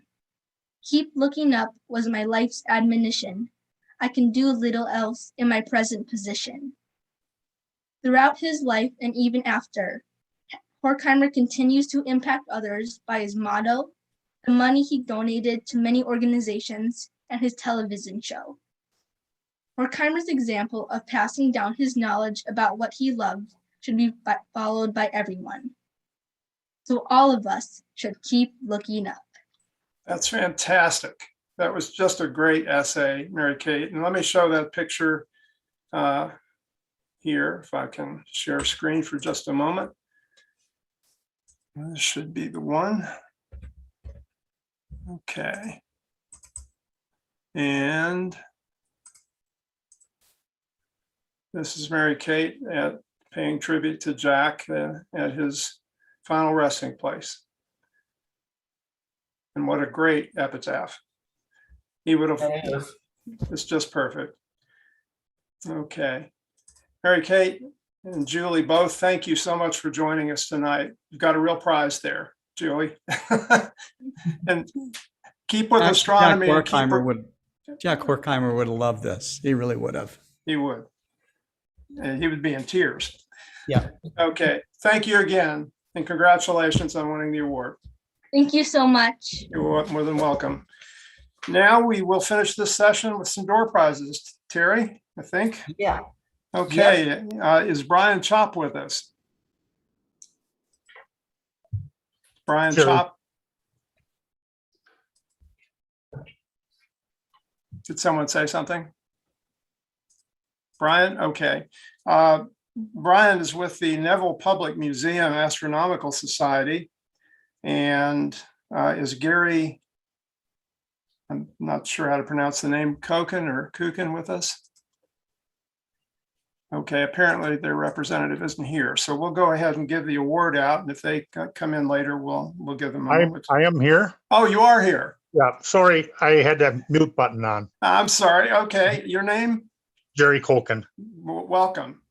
Well, thank We're you. going to go ahead and draw for you the award. I understand that you had contributed money to the league and that we are purchasing a $150 Explore Scientific gift card on behalf of your club. Oh, thank you. Okay, and let me go ahead and draw the number. And we'll go to our random number generator and number 614, Terry. Okay, thank you. Okay. I don't know if I shared screen when I did that, but. No, you didn't, but. I'm sorry. We'll take your word for it. Hopefully they'll trust me. Yeah. Yes. I forget to do that sometimes. Okay. Would you tell us a little about your club? Sure. We belong to the Neville Public Museum Astronomical Society. We're located in Green Bay, Wisconsin. The club started back in 1966, 55 years ago, by 6 individuals. We now have grown. Our average membership is between 80 and 85. We've had as many as 103. We are members of the North Central region of the Astronomical League. We have been very active in the region and the league. We currently have 7 master observers. Out of the 26 NCRAL regional awards for given out over time, we've had 6 of our members have won that prestigious award. And we also have 1 member, Ron Parmentier, won the Peltier Award quite a while ago. And we have had 3 of our club members have been past chairmen of the NCRL region. So we are pretty active. Our club itself has a 2-story observatory, which houses classical 30-inch Cassegrain telescope with a 6-inch astrophysics on it. The site also has an observing field below for the members who wish to bring their own telescopes. And we do monthly star parties there. We publish a monthly newsletter called the Eyepiece, and it normally comes out the first week of each month. We as a club have a 9-member board of directors, and those are elected every 2 years. We host monthly meetings at the Neville Public Museum, located in Green Bay, the first Wednesday of each month at 6:30, which we go through monthly events, and we have a speaker on the second half of the meeting. Typically, it's a 2-hour meeting. Our meetings are open to the public. The public is welcome to it. We have a club library, which members have full access to. We do at least 3 public viewing sessions a year. That's just highly publicized for the public, but we do multiple public outreach programs, which the largest group is called the Einstein Project in Green Bay, which is kind of a science fair, and we pick up a couple of booths at that the Einstein Project event, and they boast up to 5,600 visitors in a day. So it's a big event. We have 8 loaner telescopes for members to use. We also actively attend conventions and star parties around Wisconsin and the United States. You know, the Texas, Okie, Nebraska Winter Star Party, Northern Nights in Minnesota, the Pike River in Wisconsin, Wisconsin Observers Weekend, and Northwoods Starfest, to name a few. So we are very active, and we do appreciate the opportunity to present ourselves to the Astronomical League. Thank you. It's just awesome to hear all the stuff the clubs do. I'm not sure which of those, the 30-inch or the 6-inch is attached to which, but that sounds like an awfully impressive observatory. Well, it is. It's Wisconsin's largest privately owned observatory. I still remember watching the Ice Bowl in 1965. So, Terry, who's the winner of this gift card? Carol Botha. Carol Botha. Okay, congratulations to her, and thank you so much for being with us tonight. Thank you. Jerry, okay, take care. All Okay, do we have, I think we have a representative from the Eugene Astronomical Society, Jerry Oltion. Am I pronouncing your name correctly? You got it. Yes, indeed. How are you tonight? I'm doing well, thank you. And I believe you have contributed an 8 to 24 millimeter zoom eyepiece. That's correct. And we'll go ahead and draw the number first. Okay. And this time I'll share, which I forgot to do last time. And the number will be 608. Thank you. Okay. And Jerry, why don't you tell us a little bit about the Eugene Astronomical Society? Okay, I'm going to share my screen here. Sure. And I've got just a very brief little slideshow. Let's do this. Okay. And I need to actually click on the screen and start my slideshow. And okay, there we are. So we're called the Eugene Astronomical Society, and we're in Eugene, Oregon, which is in the Pacific Northwest. And because of that, our sky is cloudy most of the time. Our motto is trying to see the stars. Just as an example, this was yesterday morning's satellite photo. So you can see, Eugene is in a part of the country where when the sky does clear, we get outside with telescopes. And we do have clear sky quite a lot, in fact. And when it does clear up, we have some of the darkest sky in the nation, just within an hour's drive of Eugene. We get out of the Willamette Valley and up into the Cascade Mountains or out into the Coast Range, and our sky is probably, on a good night, it'll be 21.7 or 21.8 on the sky quality meter. So no complaints there. We do actually get out quite a bit. And we host star parties. We do star parties once a month. We call them first quarter Fridays because we do them on the Friday closest to the first quarter moon. That gives us a moon to look at while twilight is settling. And then we can, keep people interested until it gets dark, and then we can really pull out the stops and show them the deep sky. And we do an annual dark sky star party once a year, out of town a ways. And at that star party, we probably get 200 or 300 people. And we tend to, we try to give away at least one and sometimes two telescopes to kids in the age range of 8 to 18. So that's turned out to be a really popular star party. And we do what we call Solar Sundays, where we just go set up in one of the local parks and we show passersby the sunspots and prominences with our H-alpha telescopes. Occasionally we'll try and find Venus during the day and surprise people who don't know that you can see a planet during the day. So we're pretty active in outreach. We also have a club lending library where we have, a couple dozen telescopes available to club members. And we keep club membership really cheap. It's $25 a year. So people can join the club, borrow a telescope, and get right into it. And one of the interesting things about our club library and about most of the telescopes in our club is we build them ourselves. There's an awful lot of telescope makers in the Eugene Astronomical Society. I am one of them, and most of these scopes you see right here on the screen, in fact, all of these are home built. And I just finished building a travel scope this last week that I hope to take to South America when the sky clear, or when the travel restrictions are lifted. So we do a lot of building as well as outreach. And of course, we say the reason we do so much telescope building here is because in the wintertime we have nothing else to do because it's so cloudy. But that's enough about the club. We are giving away an Orion Pro Lanthanum Zoom eyepiece, and I will stop my screen sharing and turn this back over to Chuck and Terry, and we'll see who gets this one. It's a great eyepiece. I should let you know I tested it out, and it works beautifully. Fantastic. You've been fighting smoke too, haven't you? It's really ironic in that the smoke is coming from the Cascades and south of us, and it's blowing east. So we've had relatively clear sky, and I feel sorry for everyone east of us who's getting our smoke. We've gotten some of yours.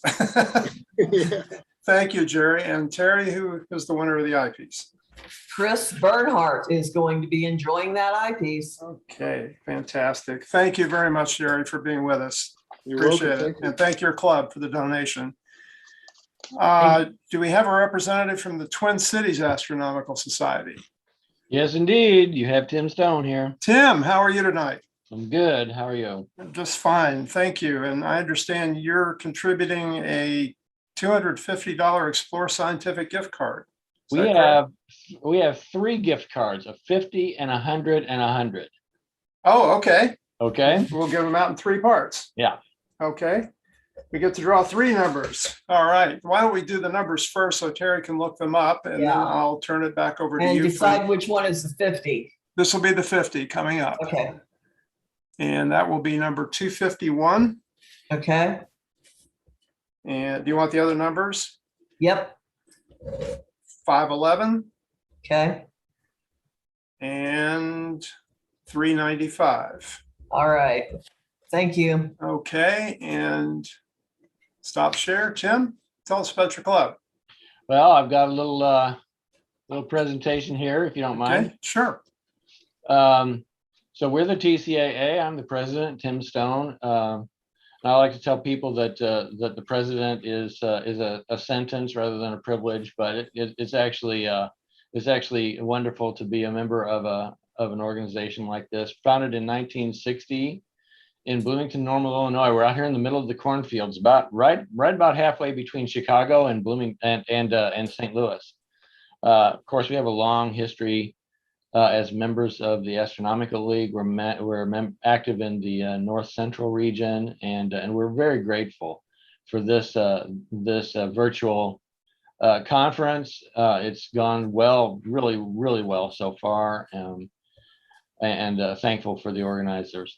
We have many members participating in the observing programs. We have monthly outreach program at our Sugar Grove Nature Center. We have a newsletter we publish monthly, And we have two exceptionally well-equipped observatories. The first one, if I can get this to go down here. Next. How about that? Am I locked up? Here we go. This is our Sugar Grove Observatory, located on the Sugar Grove Nature Center. You can see the dome there is our Sugar Grove Observatory. It has an 11-inch Celestron HD. And our roll-off roof here is we call the Prairie Sky Observatory, and it has a 14-inch Ritchie Christian and a 17-inch plane wave corrected Dahl Kirkham, and it has a couple of other piers you can see there on the east and west side for mounting solar scopes or other instruments. We have in the I've already just talked about the 17-inch plane wave, the 14-inch RC. Out at our Waynesville Observatory, we're further out in the country here, and the sky is much darker. Here we have a Takahashi 10-inch corrected Cassegrain, which is kind of our workhorse, has a 2.5-degree field of view with camera that we have on it. We have a 16-inch F4 Harmer Wind that is just as fast as all get out, and is just a crazy light bucket. We have a 20-inch plane wave corrected Dahl Kirkham in one of the domes. And we have a monster 24-inch AG Optical Systems corrected Dahl Kirkham. One of the primary benefits, of course, of membership in the TCAA is access to this kind of equipment. And we're very proud of our observatories, and we use them quite a bit.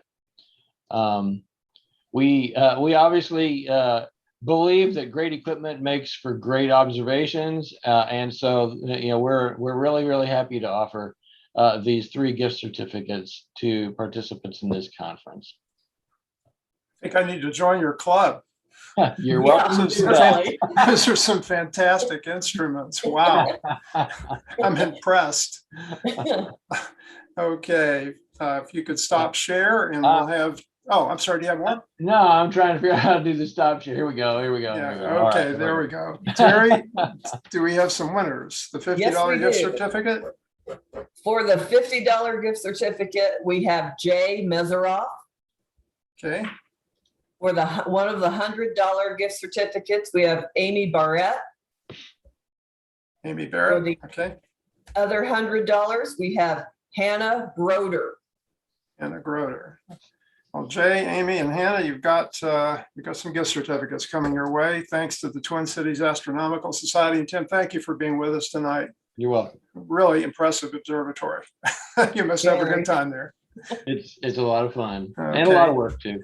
Sure. And do we have a representative here from the Amateur Observer Society of New York, our huge new member club? Sue Rose or anybody from the AOSNY?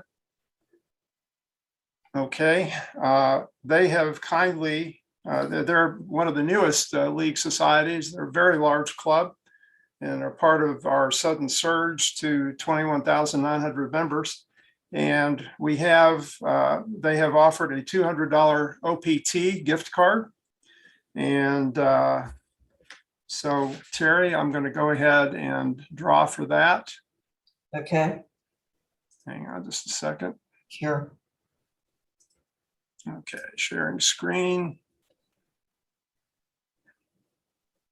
Okay, hold on. I have to do this the hard way. I closed it by accident. Okay, 827 is not the number, it's the total. Okay, the number is 668. All right. I don't know if I shared screen when I did that or not, but that's all right. Okay, sorry. That's okay. 668. John Alessi. Okay. John, you have a $200 OPT gift card coming, and we're running just a little bit over, so we're going to take just a 5-minute break and come back at 9:55. We have a wonderful talk coming from Dr. Chris Gainor. And so please join us in 5 minutes when we resume. Scott? Are you there, Scott? No. I am. Okay. I'm going to have to reset my computer. So I'm going to sign out and I'm going to sign right back in. No problem. Okay. We're only taking a 5-minute break, Scott. Yeah. Okay. There you go. Thank you. Welcome.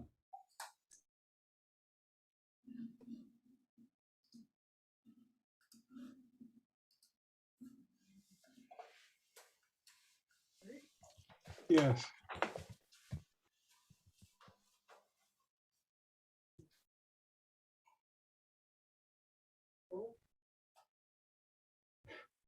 Yes.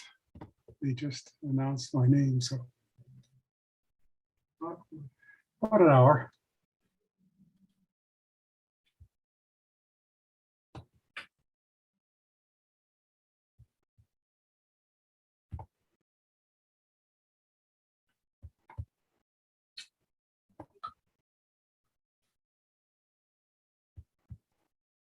Work out in the hallway and then you get-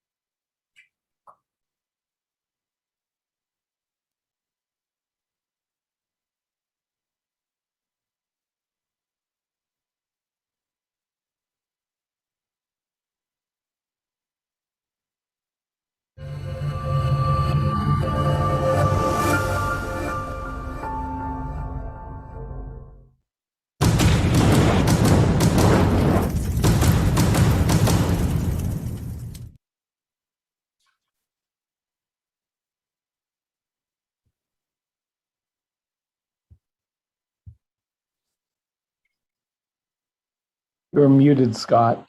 You're muted. I wondered if that was me. I am back. We're back. The Astronomical League is back, and we've got some more great presentations here. I often mute this thing, and then I don't know I'm muted because there's nothing on the Zoom thing that says I'm muted. So even I get confused. But it's been fantastic, you know, and so what more do we have in store, Terry and Chuck? Let's see, tonight's schedule. Let me turn the page. We are going to start with speaker Dr. Chris Gainor from the RASC. We will have some more awards. Aaron Clevenson will be speaking about the Observe Program Division, more door prizes, and then we're going to go into closing remarks for the for ALCon. And those door prizes include the Grand Door Prize. Yes, they do. Explorer First Light, 127 millimeter Mac Cassegrain, and the Twilight One mount, $750 Grand Door Prize. So hang around, you're astronomers, you can do it. Yes, and I need to bring up one thing that we were supposed to be showing the winners that were already chosen. Oh. And we have not done that yet.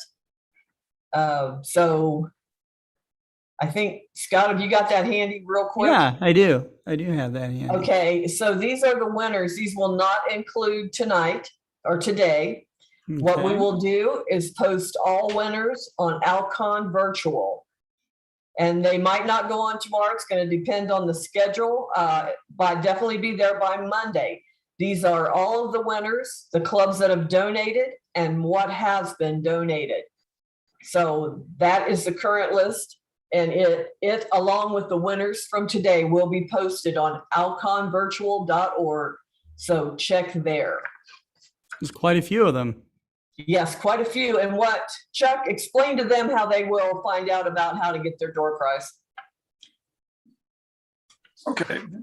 First of all, we're going to contact all of you who have won door prizes at the email addresses you use to register. And we will obtain your mailing or shipping address so that we can get the clubs to send the door prizes to you. Some of them are in my possession and most are in the possession of the donor clubs who purchased the door prizes. So we'll be in touch with you very shortly. Give us a few days to send you the emails and we'll get the addresses and get the process started. Thank you. Okay. It is my pleasure now to introduce another of our friends from Canada. He's a past president of the Royal Astronomical Society of Canada. He got his Master of Science degree in Space Studies from the University of North Dakota and his PhD in the History of Technology from the University of Alberta. He's a prolific author of books on space exploration. He has 6 books, in fact, that he's written and many articles on space flight. And his latest book is Not Yet Imagined, a study of the Hubble Space Telescope. And this is available on the NASA website for free download. And it deals with the first 30 years of the work of the Hubble Space Telescope. He is the editor of Quest, the History of Spaceflight Quarterly. And it is my pleasure to introduce Dr. Chris Gainor. Well, thank you very much. And I'd like to start off by bringing greetings from the Royal Astronomical Society of Canada to the Astronomical League. I've been watching some of the presentations at ALCon and really enjoying them. And I know our president, Robin Ferre, and me and my fellow board members are looking at ways we can cooperate more fully in the future with the Astronomical League, and we're all looking forward to that. But having said that, I'm going to turn to the topic of my presentation. We'll just get the slideshow going. And let's see. Have you got it up there now? That's perfect. Okay. Now, so yes, I have a bit of a book plug with a difference. Because this book, Not Yet Imagined, has been published by NASA, it is available for a free download. And I just put it up in the link on the chat. But if you're looking for it, I would just say Google NASA Not Yet Imagined, and you should be able to find it. So it's a free download. The printed version hasn't come out yet, but I'm hoping that will be imminent, and you can order that from the Superintendent of Documents or NASA. I think the design people have done a wonderful job on this book, and I think it will be a very good reference. So, anyway, to the topic of my book, and I've just got to find out where my cursor went to, and there it is. So the history of the Hubble telescope goes beyond the now 31 or 32 years it's been in orbit. It goes back a long way, and it's named after the great astronomer Edwin Hubble. And I think in a few years, in a couple of years, we will be celebrating the centennial of his major achievement, which of course was basically providing pretty compelling evidence that there was more to our universe than just our own galaxy.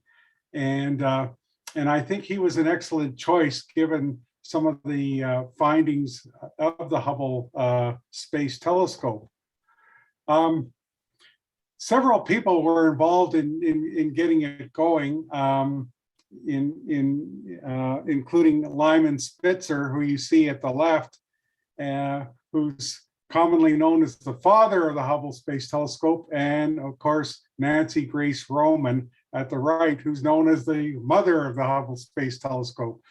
Now, Spitzer was the first person to write a really serious and detailed proposal for a space telescope back in 1946, although the idea existed before then. And over the years, he worked and lobbied to get the telescope built, and of course lived long enough to be able to use it and even see it repaired, which we'll talk about in a bit.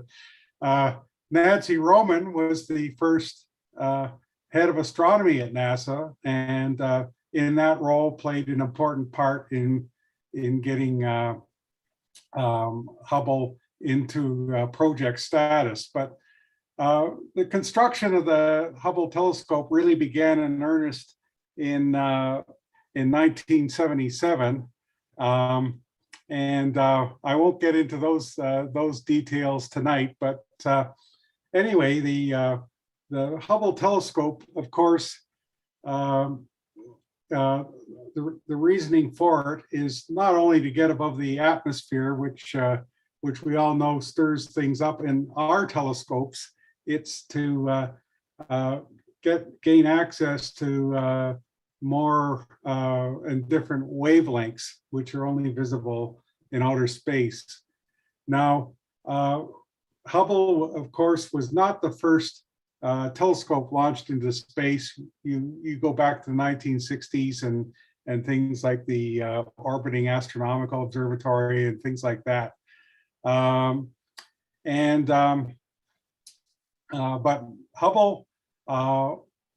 Hubble observes in the visible wavelengths and some ultraviolet and near infrared wavelengths, and it has a 94-inch diameter Ritchie-Chrétien telescope. And it was part of this, I think what we're starting to say now is the first generation of great observatories. There is Hubble, the Chandra X-ray telescope, which is still operating, the Compton Gamma Ray telescope, and the Spitzer infrared telescope, and which was just recently retired. This is a schematic of Hubble. You can as I mentioned, it's a Ritchie-Chrétien telescope, and the light goes in, and the mirror is about here, and then behind it is the instruments and some of the electronics. It is solar powered, and it uses reaction wheels and gyroscopes to point itself, no thrusters or anything like that. And it is roughly the size of a school bus. Now, part of the story of Hubble's 3 decades in space is the evolution of the telescope. As you can see from this list, it's had quite a number of different instruments over the years, and roughly about 3 generations of instruments. And usually it has, depending on how you count them, 5 or 6 instruments. The fine guidance sensors, there's 3 of them, and one of them is used as an instrument. And so they fall into these categories: imaging and spectroscopy, and then a couple of instruments that are best described as other.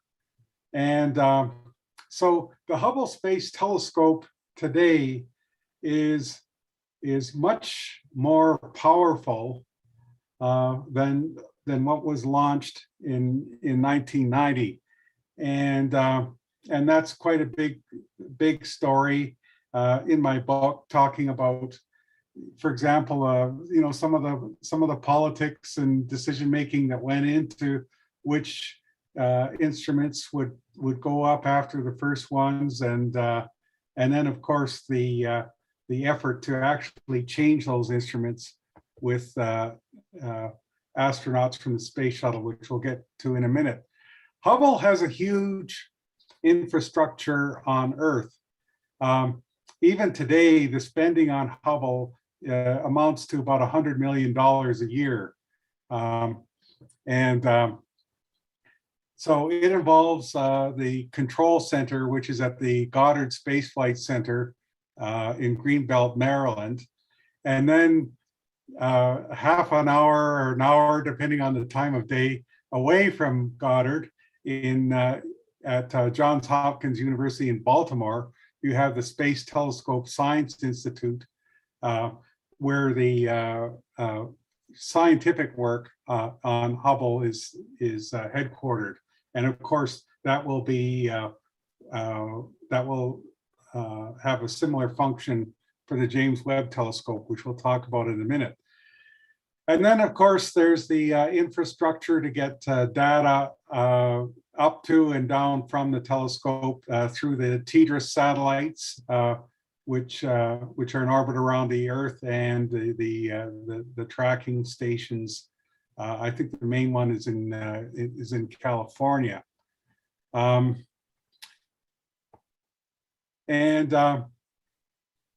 so the story I'm talking about starts in earnest on April 24th, 1990, when Hubble is launched. Now, I do talk about the many events that took place before the launch, although the best reference for that is a book called The Space Telescope by my colleague and mentor, Dr. Robert Smith, who goes into great detail about the creation of that telescope. And anyway, there was a great deal of excitement, of course, when Hubble was finally launched. And but there was a big surprise waiting when they started to take images with the telescope. It was discovered that the mirror had been ground to the precise wrong shape. And there's quite an involved story, which I get into in my book, but basically corners were cut on some of the testing equipment. And so this was a huge controversy, and very demoralizing for astronomy. in the summer of 1990. Now, and it's an interesting story because it took people some time to really comprehend that, how could something like this happen? But anyway, it did happen. Now, fortunately, the testing apparatus, which was at fault, which was as big as Hubble itself, had just been put aside somewhere. And they were able to determine the precise shape of the mirror. And it made it much easier to fix the problem. So there were two major things that were done. The instruments were already designed to be changed out. And so there was already a shuttle mission scheduled to service Hubble in 1993, 3 years later. And NASA had already decided to build a second camera. The wide field planetary camera was the first one, was on board Hubble. And actually, even with this mirror defect, the images coming down from Hubble were better than what were available on Earth from earthbound telescopes. But still, it was far below what had been expected or hoped for. So the wide field planetary camera 2 was already being built. And so what happened is that some modifications were made to that camera to compensate for the problem in the mirror. And then there were still the other instruments on board Hubble. And what was decided was to sacrifice one of those instruments and to create another instrument called CoStar, which had a set of little mirrors, which weren't much bigger than the mirrors that dentist sticks in your mouth, but involved incredible leaps in technology. And they went into the light paths leading to these other instruments from the main mirror and the secondary, and they were able to compensate for the problem on board or with the mirror. And over time, as all the instruments were replaced, all the new instruments that went on board were designed to compensate for the mirror problem, and eventually CoStar was removed. But that first servicing mission in late 1993 was incredibly ambitious and really tested the abilities of NASA at that time. And a lot of people wondered if it would be successful. Well, it was, and there was a huge amount of work done because there were not only there were some additional problems with Hubble in addition to the mirror. For example, the solar panels had what was called jitter and was creating, they were shaking the telescope and drastically reducing the time available to take pictures and or obtain data. And there were also a series of other problems involving parts that were running out. The gyroscopes have always been an issue on Hubble, and a new set of gyroscopes had to be installed in this mission. But it was a great success. If that mission had not been successful, a lot of people felt that the future of NASA was on the line in that mission. So it was very dramatic. And even though I had no idea that I would one day be writing a book about Hubble, I remember getting up late at night to watch NASA Select on my cable TV to see how the repairs were going. So finally, a couple of weeks after the astronauts came back to Earth from servicing Mission 1, the success was shown at a meeting of the American Astronomical Society, and the success of Hubble was driven home to the public a few months later, when comet Shoemaker Levy 9 struck Jupiter, and the CNN broke in to show Hubble's first pictures from that event, and my good friend David Levy, who was just on a short time ago, and the Shoemakers appeared live on television. So the public quickly forgot all the problems with Hubble. It was an amazing thing, you know. In 1990, 91, 92, Hubble was kind of a byword for failure of American technology. And after that servicing mission, it's become a symbol of, and rightly so, of American technological prowess. So over the lifespan of Hubble, there have been 5 servicing missions. There was the deployments mission in 1990 and 5 servicing missions. And each one of those missions has a distinct story, which forms the core of my book. And because time is limited, I'm not going to be able to go into that here, but you'll be able to read about them all in the book. The most recent servicing mission 4, took place in 2009. So that's 12 years ago now. And some of the fixes that were affected on that telescope, for example, to the gyroscopes, have proven to be much more durable than those on previous missions. So Hubble is still going strong. But I think what was it, 2 or 3 months ago, we did there was an issue with one of the computer support units.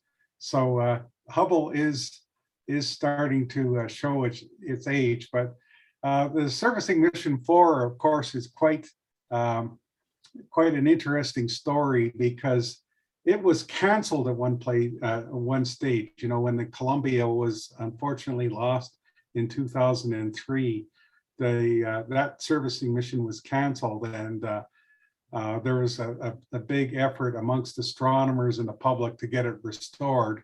And with some appropriate safety measures, it was restored. So it's quite a story.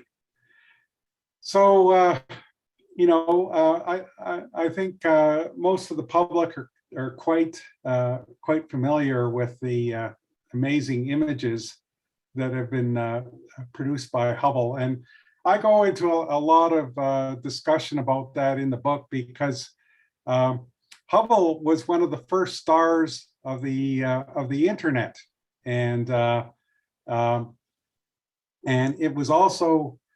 it also arrived at a time when people like us were throwing out our hypering solution and getting our computers with fancy new software and getting digital cameras. And Hubble has had a lot of influence on astro imaging by professionals and amateurs. Of course, the M16 Pillars of Creation image in the mid-90s is probably its most famous image. Now, what we have here are a couple of versions of one that was produced for Hubble's 25th anniversary, one mainly in visible light and the other in the infrared.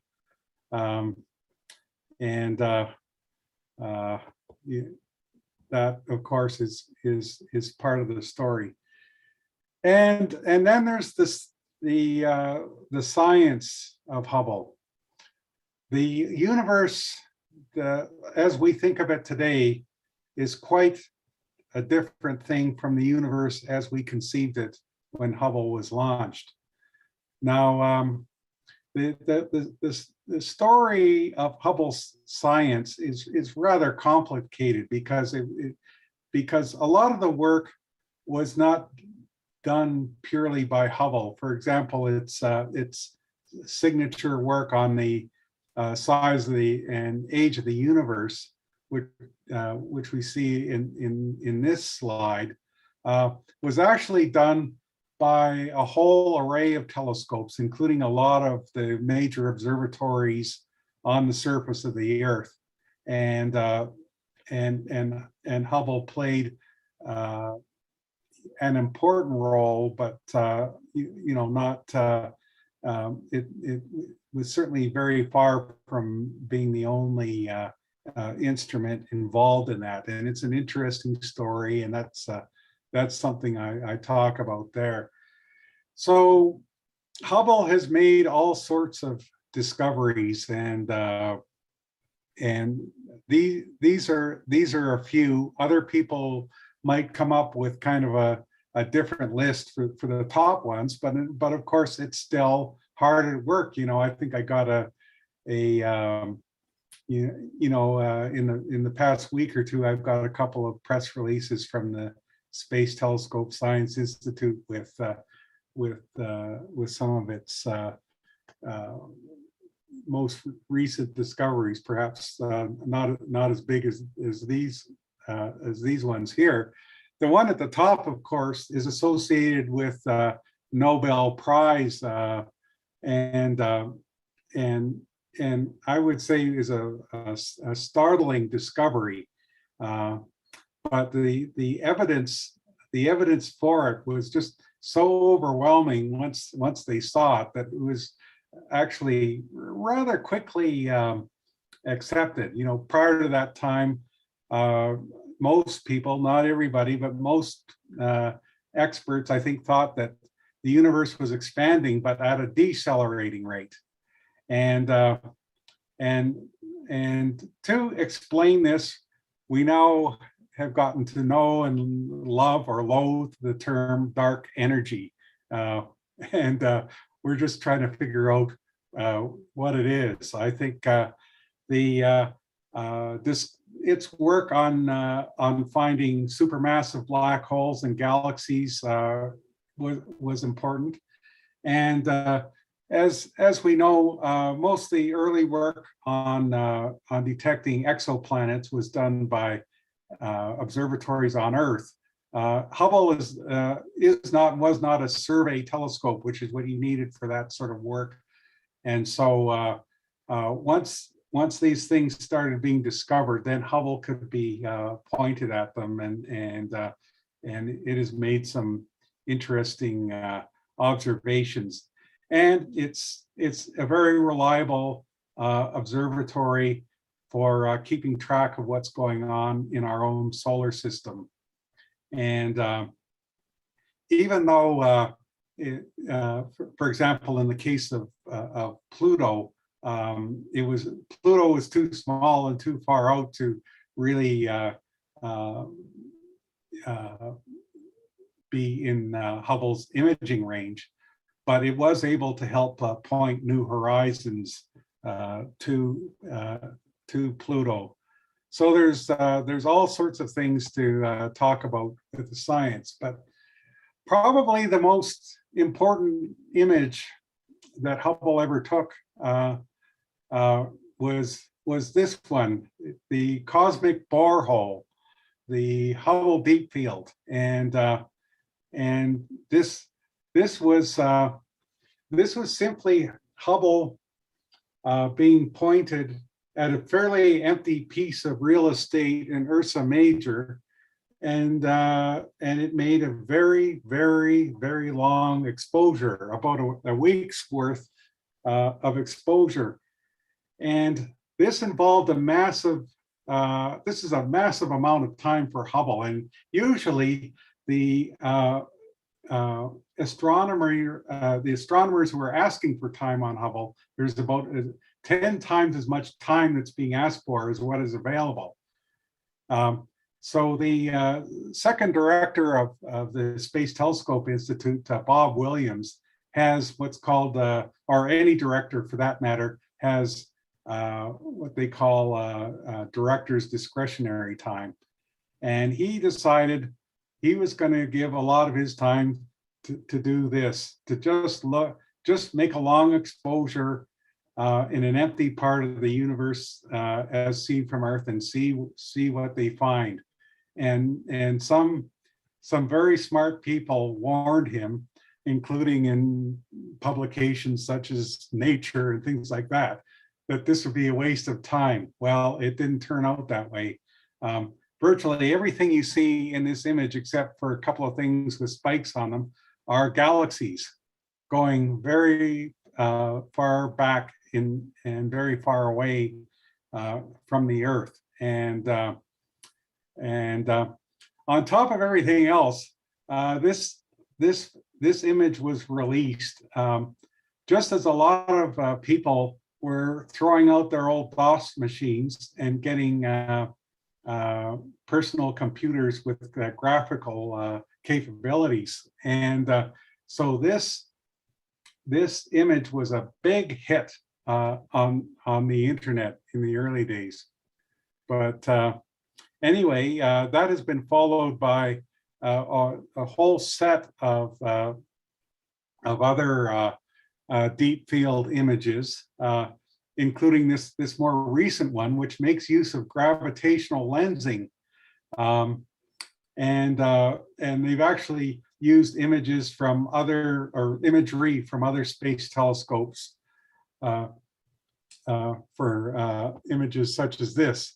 So this slide here gives you an idea of the importance of the deep field images in terms of expanding our reach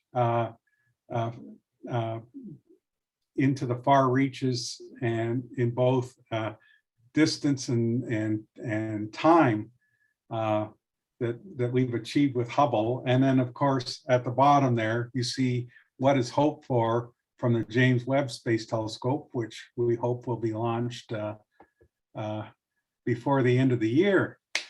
I also have a short little section in the book talking about the time Hubble was used by amateur astronomers. The first director of the Space Telescope Institute,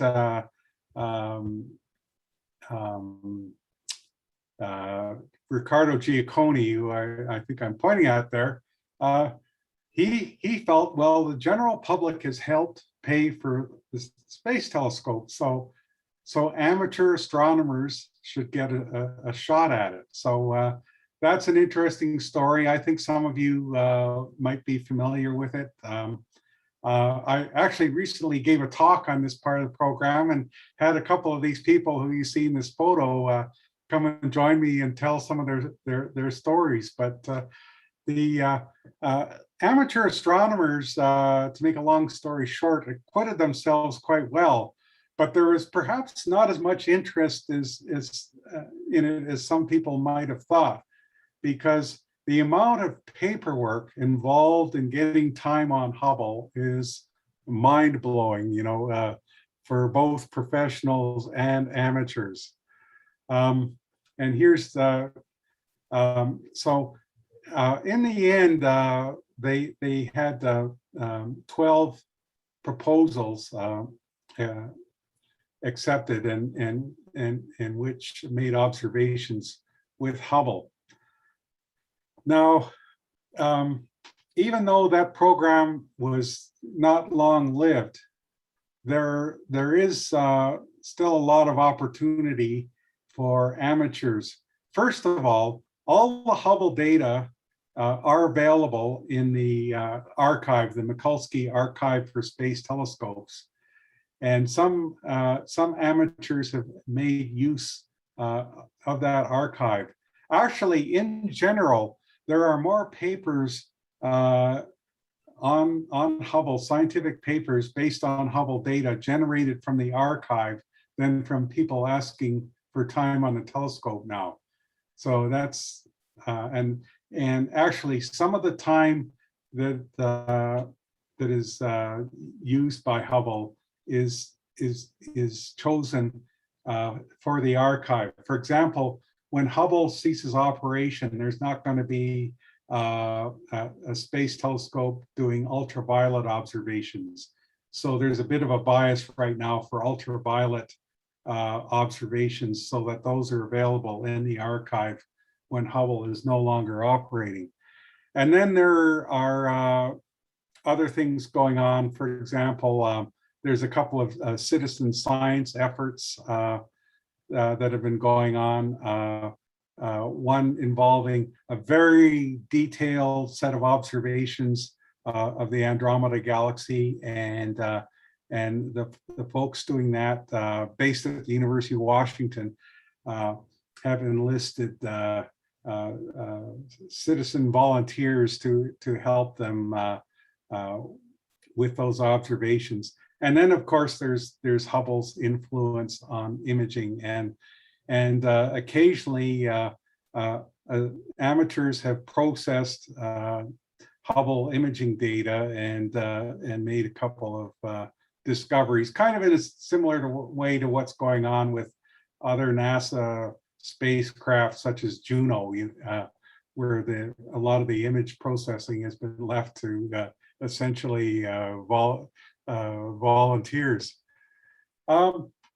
So just coming to the end, we are now in August of 2021, and hopefully before the end of this year, Hubble's successor, the James Webb Space Telescope, is due to be launched. And a couple of slides earlier, you saw what some of the hopes were for that. It is hoped that that Hubble and JWST are going to have about 2 years of joint operations, if not more, so that they can make observations of similar areas, and then perhaps the findings will, I guess, in a sense, magnify the importance and effectiveness of some of the observations that Hubble has already made. So beyond that, there's the question of, well, how long is Hubble going to last? We had that little scare earlier this year. Hubble has 6 gyroscopes on board. 3 of them are no longer functioning, and so probably it could be something else, but probably the thing that will end Hubble's life will be the loss of the gyroscopes. But they actually have figured out how to operate Hubble on 1 gyroscope if need be. It limits operations, but there's really no way to service it, since the space shuttle program ended 10 years ago this summer, actually. So now these slides here come from the question, well, Hubble has been such a great thing, can't they bring it back to Earth? And the answer to that question is basically no.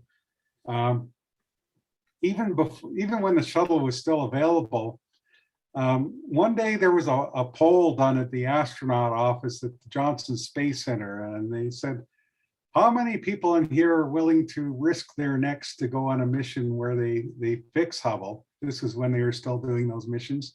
Virtually every hand in the room went up. And then they asked the question, how many of you folks are interested in risking your necks to bring Hubble back to the Smithsonian? No hands went up. But this slide here is to make a bit of a point that the instruments that have already flown on Hubble are back on Earth, and you can go and see them at most of them at the Smithsonian, including these 2. This one here that looks like it was in Al Capone's basement was the Wide Field Planetary Camera 2, which took a lot of Hubble's signature photos, including the first deep field. Now, what we're looking at there is the part of it that faced the exterior, and what they did is that they looked to see where it had been impacted by micrometeoroids or orbital debris, and then they cut out larger holes and took them out. So that isn't the damage that was created by those things, but that gives you an idea of how many times it was hit. And then the photo at the left is of that CoStar instrument that compensated for the mirror problem. And you can see the little mirrors there that went into the light train. So at the Smithsonian in Washington, you can see these. There are some instruments elsewhere. I know there's one, the original faint object camera, which was built by the Europeans, is in Germany, I believe. And that's another point I should make, is that Hubble was a joint project with the European Space Agency, and that is certainly part of the story which I talk about in the book. When James Webb flies, it is also a joint project. In fact, it's being launched on a French rocket from French Guiana. And also the Canadian Space Agency is participating in James Webb. So some of my taxpayers' money is at stake there too. So anyway, I think I will leave it there for any questions you might have. That's fascinating, Dr. Gainor, and it's very generous of you to put that book online for download. I can't wait to look at it. How long did that take you? Well, it took about 3 or 4 years. Now, I was paid for that by NASA, so it's only just to be available, seeing as the American taxpayer Sure. paid for that book.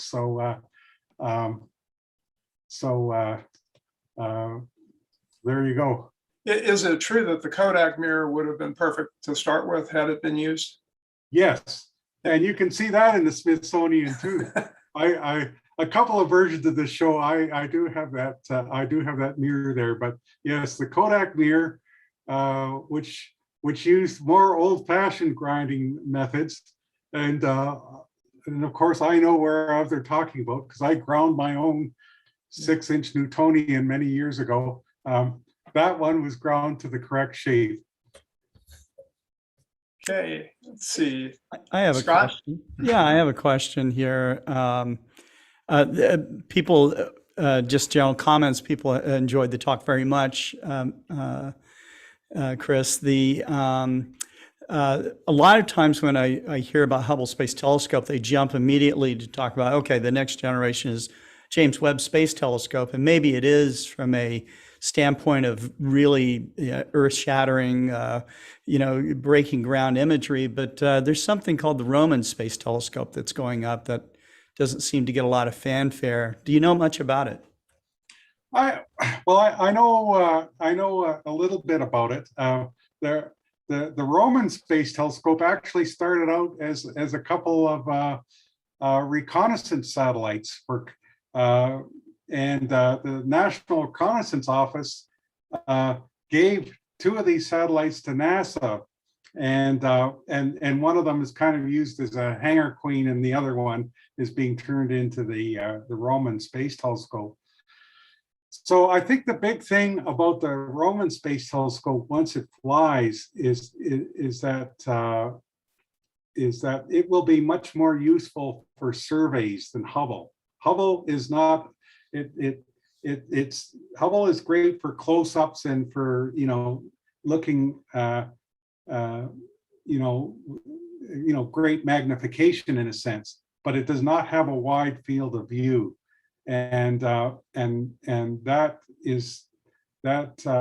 will be a different story on the Roman telescope because it has a much wider field of view. So I think when that telescope flies, it's going to be very exciting, and I'm looking forward to that.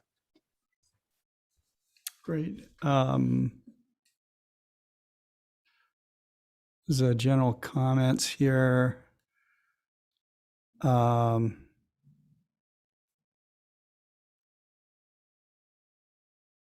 Jeff Setzer says, as an undergrad studying optics, I was enthralled during this presentation.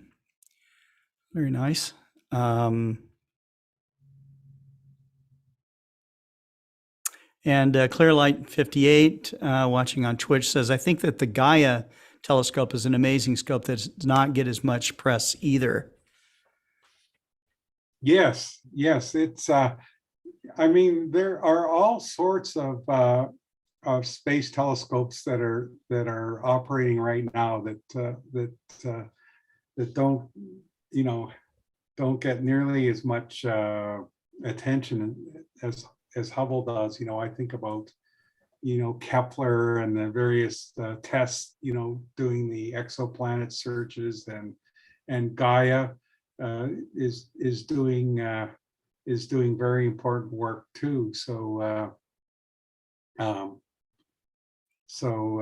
yeah, it's you know, when you get your sky and telescope, there's usually like a whole page of kind of short snappers on what all these various space telescopes are doing, and it's hard to keep track of them all. Do you think that once Hubble gets to the end of its life, if they know, okay, we've got this much time left or an estimated amount of time left, will they do any last great hurrah type of project like they did with Cassini, driving it into Saturn? Would they do it? Would they do something like just aim at it again at an empty part of space and let it just go until it dies? Is that something is there any project like that being thought of? I haven't heard of anything like that as such. Now, it is believed that it will remain in orbit until the mid 2030s. And actually, the folks at Goddard tell me that apparently it's practically the law that they have to take some measure to either knock it into a higher orbit so that it won't re-enter for a long time, or that it have a controlled re-entry, because it is a big object.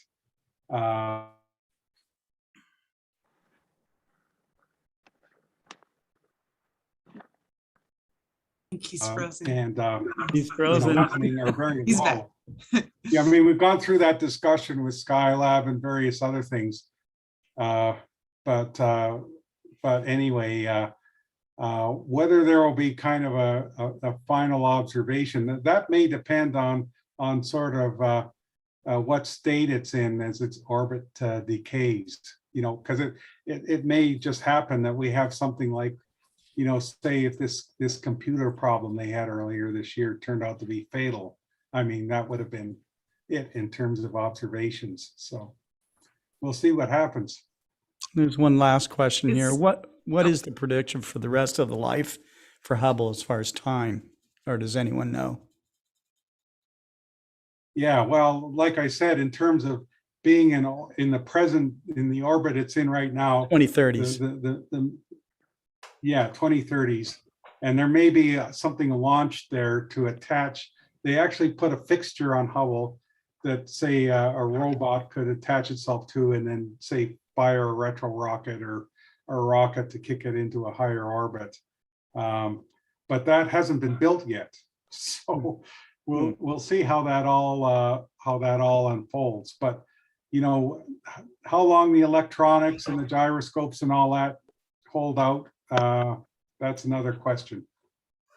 You mentioned that the astronauts weren't necessarily willing to go grab it to have it displayed somewhere like the Smithsonian. Is there any chance of a robotic mission to go grab it and bring it back in? That would be exceedingly expensive. You know, when servicing mission 4 was canceled, like some serious study was made into servicing it with a robotic spacecraft, and the cost was just you know, way out there, and you know, there'd be a lot of fear that that money would, the money to rescue Hubble would come at the expense of other space telescopes that would, you know, be much more productive in terms of data. Fair point. Mhm. Maybe one of those debris cleaning robots that's in development can do That's something right. about that. That's right. We got some time to figure that out, right? Well, they already have a second mirror, right? With Kodak, they could just build one and maybe show the interior of it or something for the Smithsonian. Yeah, well, they have the full scale test article on show at the Smithsonian, so you can go in there and get a sense of what it looks like, and plus all these instruments and that spare mirror that's sitting there. We seem to have a screen share going on. Look. There we go. Oh, good enough. Okay. Great talk, Mr. Gainor. Thank you very much, Dr. Gainor. It was excellent. Thank you. My pleasure. Well, now we have some more awards to give out. And this year, for the first time, we developed a new award called the William Meta Fleming Imaging Award. And it is for female astrophotographers, female league members who are astrophotographers. And I will tell you that the entries we had were so amazing, and I'm not just blowing smoke here, that one of our judges actually said, I would be proud to have any of these images on my wall of any of the people who applied for this award. So we, I think, have all three of our top three winners this year with us. And so what I'm going to do is introduce the winner of the first William Meta Fleming Award, Molly Wakeling. You with us, Molly? Yes, I'm here. Okay, congratulations. Thank you have you. your plaque. I think you have it nearby. Yes, Beautiful. it's up on the wall. Fantastic. Fantastic. Tell you what, I'm going to show your three pictures. Maybe you Sure. can give us just a short discussion of these. Let me Sure. start the slideshow from the current slide. There we go. So this is one of my favorites. This is the Rho-Ophiuchi region, and I've been trying to image it for a long time. Well, long time, relatively speaking. I just started doing astrophotography in 2015, but I tried many times to get this area, including doing 10-minute long subframes at the Texas Star Party, and I just couldn't quite get it. But I got the chance to go to Chile when I was in 2019, when I went down for the solar eclipse. I got to go up to the Atacama Desert, and I got the opportunity to borrow a Sony modified Sony A7S and a Rokinon 135mm lens, which I now have a copy of because that lens was incredible. And this was only a half hour's worth of 30-second exposures just from the extra dark skies of the Atacama Desert with a good camera and a good lens, and on a Skywatcher Star Adventurer. And I'm very, very happy with this image. I had to put it in that kind of weird different position because Jupiter was very close by at the time. So I had to get Jupiter out of the frame, but I actually kind of like the framing on it. Okay. So I typically image from the city. I was previously living in the San Francisco Bay Area, and now I'm back out in Ohio, and a lot of light pollution, about Bortle 7 from my backyard, both in California and back out here in Ohio. So narrowband imaging has become very important to me. And this is with 3nm wide hydrogen alpha and oxygen 3 filters. This is the Dumbbell Nebula. And I was finally able to get that dim outer halo, which was very exciting. And that's even from Bortle 7. So that was very thrilling to be able to get some of that from the city. This one. So this is the 2017 solar eclipse. My first solar eclipse. I drove all the way from Ohio to Casper, Wyoming for ALCon out there that year. And I had a Borg 76mm refractor, and this was a DSLR, actually, a Nikon kind of mid-entry level DSLR, the D5300. And when I went to go look at the frames at the images after the eclipse, I just about fell over because they were so sharp and so perfect. And this is actually a composite of 10 images of different exposure times ranging from 1/4000th of a second to 1 second. And that way I was able to get the full dynamic range of the corona. And I was very happy with how this turned out. And this is actually using a fairly simple mathematical technique in Photoshop that was developed in the 90s called the pellet method to put this image together. So I was really floored with how this image came out. As well, you should be. Thank you. Molly maintains an imaging website called Astronomally Images, and she's Astronomally, like Astronomally. Yeah. I have it written down right. I just didn't say it right. Fatigue setting. Fatigue setting. Posted it in chat. So. And she's been a regular presenter on Explore Scientific's global star parties during 2020 and 2021 as well. Congratulations, Molly. Thank you Fantastic so much. work. I'm really honored to be a winner of this award, especially in its first year. So thank you. So much. Lynn Peterson, are you with us? Yes. Hi. Hi, Lynn. How are you? I'm well. How are you? Lynn is from Gilmanton, New Hampshire. She's a member of the New Hampshire Astronomical Society, and she won the second place in this year's Fleming Award. And I wonder if you would take us through your images for a moment. Okay, 1 second. Okay.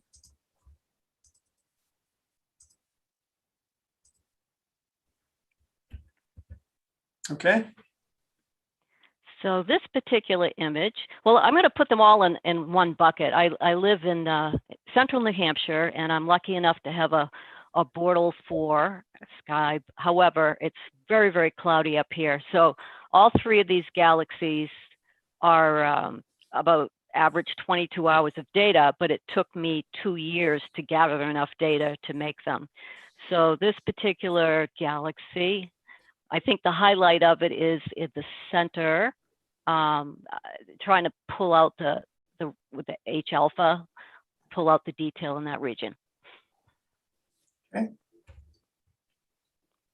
The Sunflower Galaxy. This one was really interesting because I knew that nebulosity was around the galaxy, and it was really hard to pull it out. It took a lot of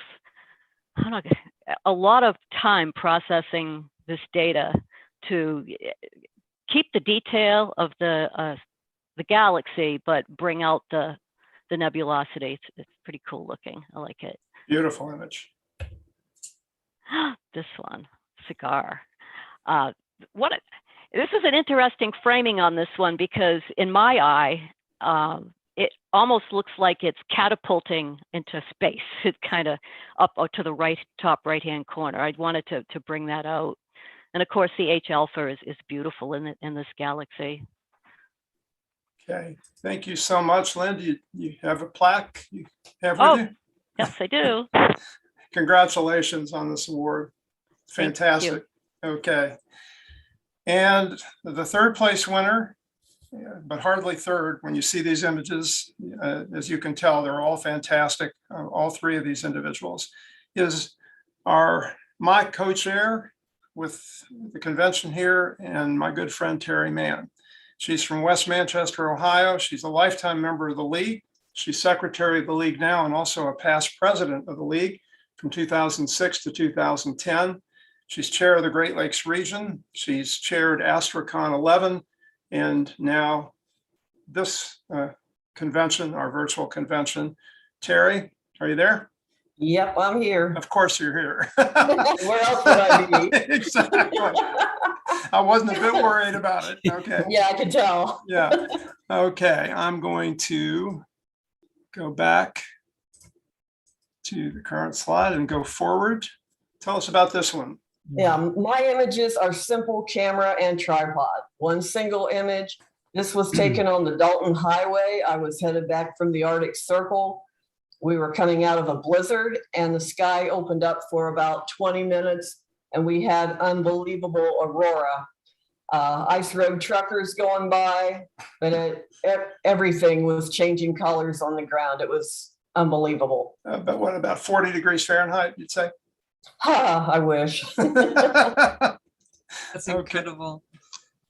And this one is Lake Superior. You can see the air glow again, one picture, tripod and camera, about a 30-second exposure.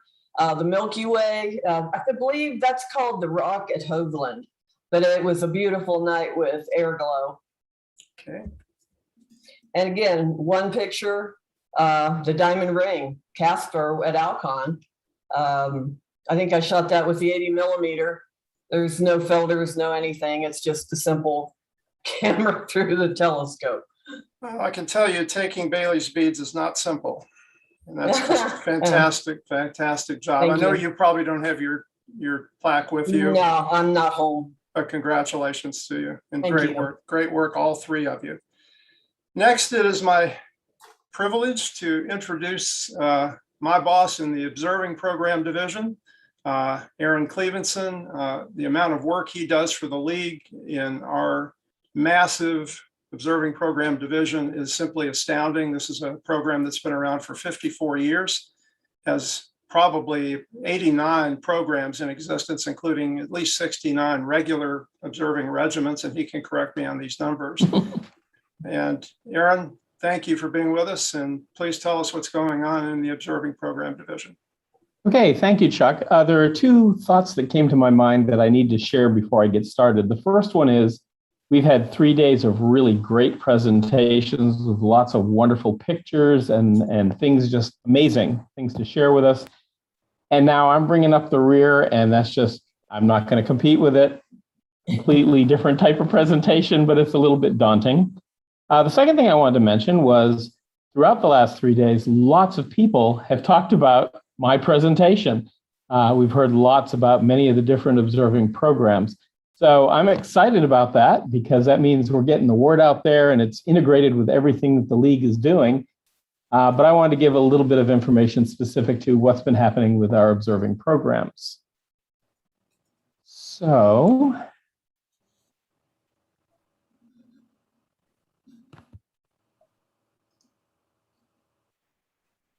maybe.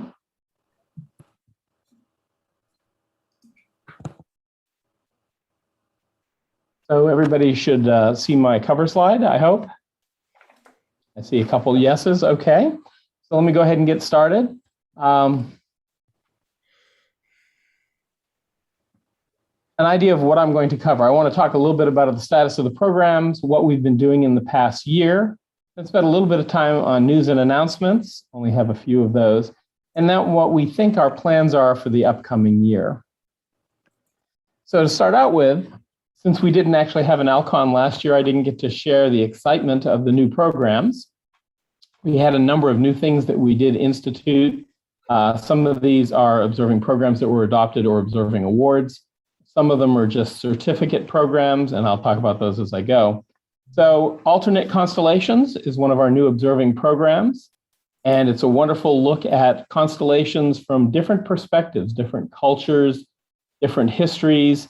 So not the normal Greek Roman stuff that we're used to, but some absolutely fantastic objects to look at.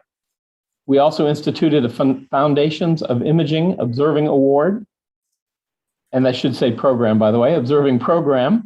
And this is our foray into looking at imaging. So we've always allowed imaging in many of our programs, but this was a chance to recognize that imaging is a big part of astronomy today. More and more people are getting involved, and we want to encourage other people. So this is a program designed to help get people started in imaging. We had a discussion about this earlier in the ALCon, but we have a Library Telescope Observing Award to recognize those people who have spent a great deal of time and effort trying to get libraries to adopt the idea of having telescopes that they can loan out to reach more and more of the public. We also instituted, back on the imaging side of things, the Master Imager Observing Award.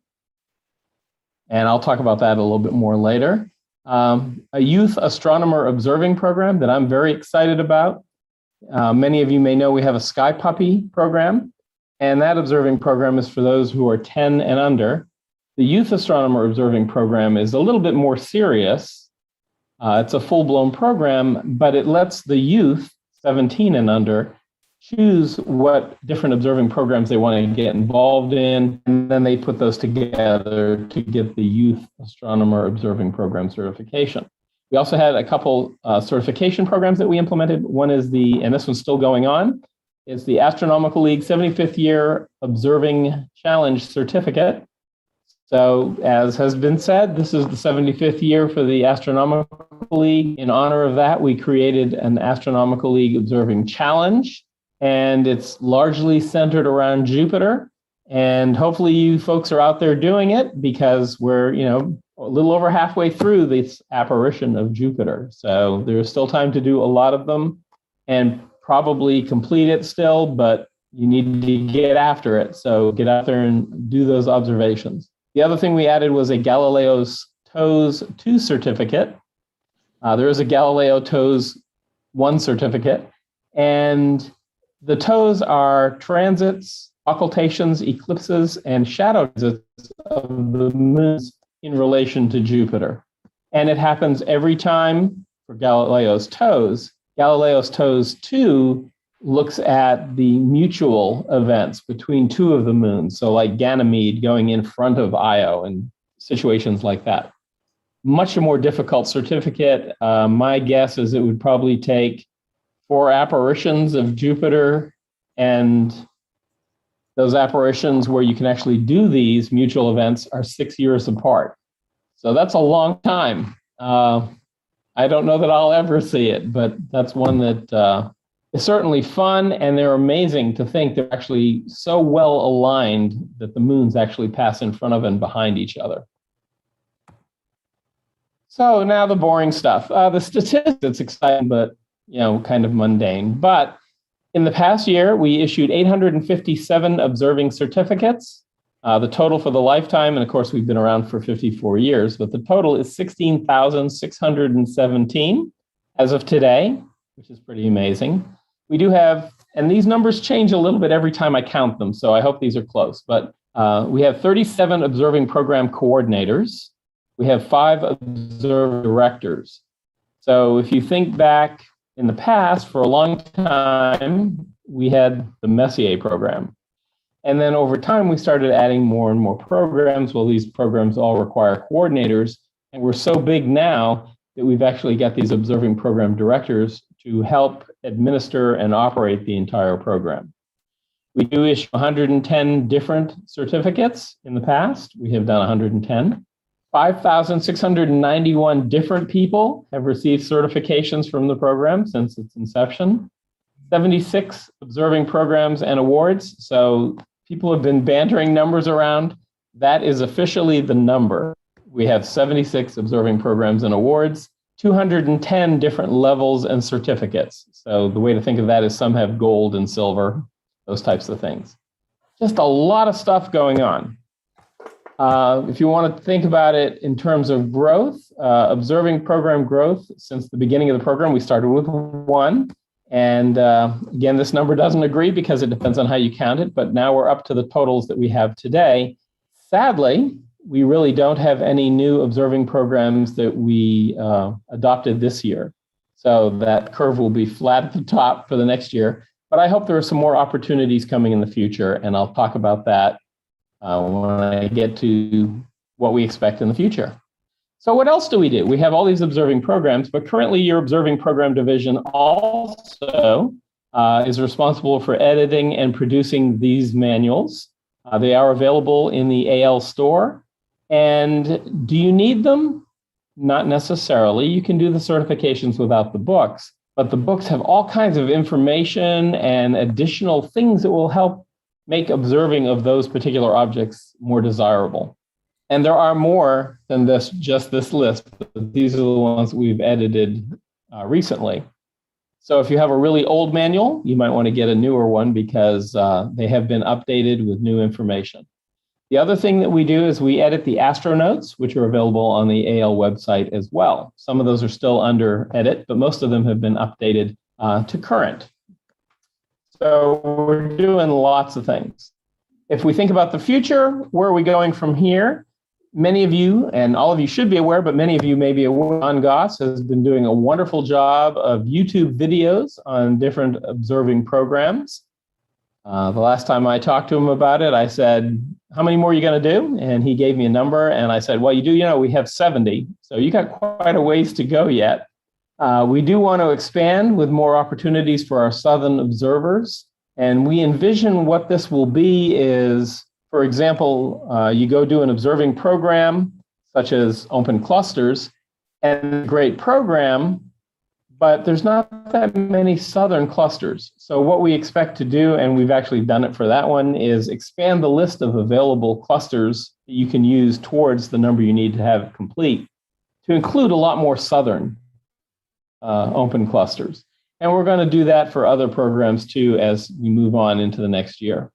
We also hope to have some new observing programs for our imagers. So I mentioned we have the foundation, and that's a good start with the fundamentals. And of course, we have the master imager as well.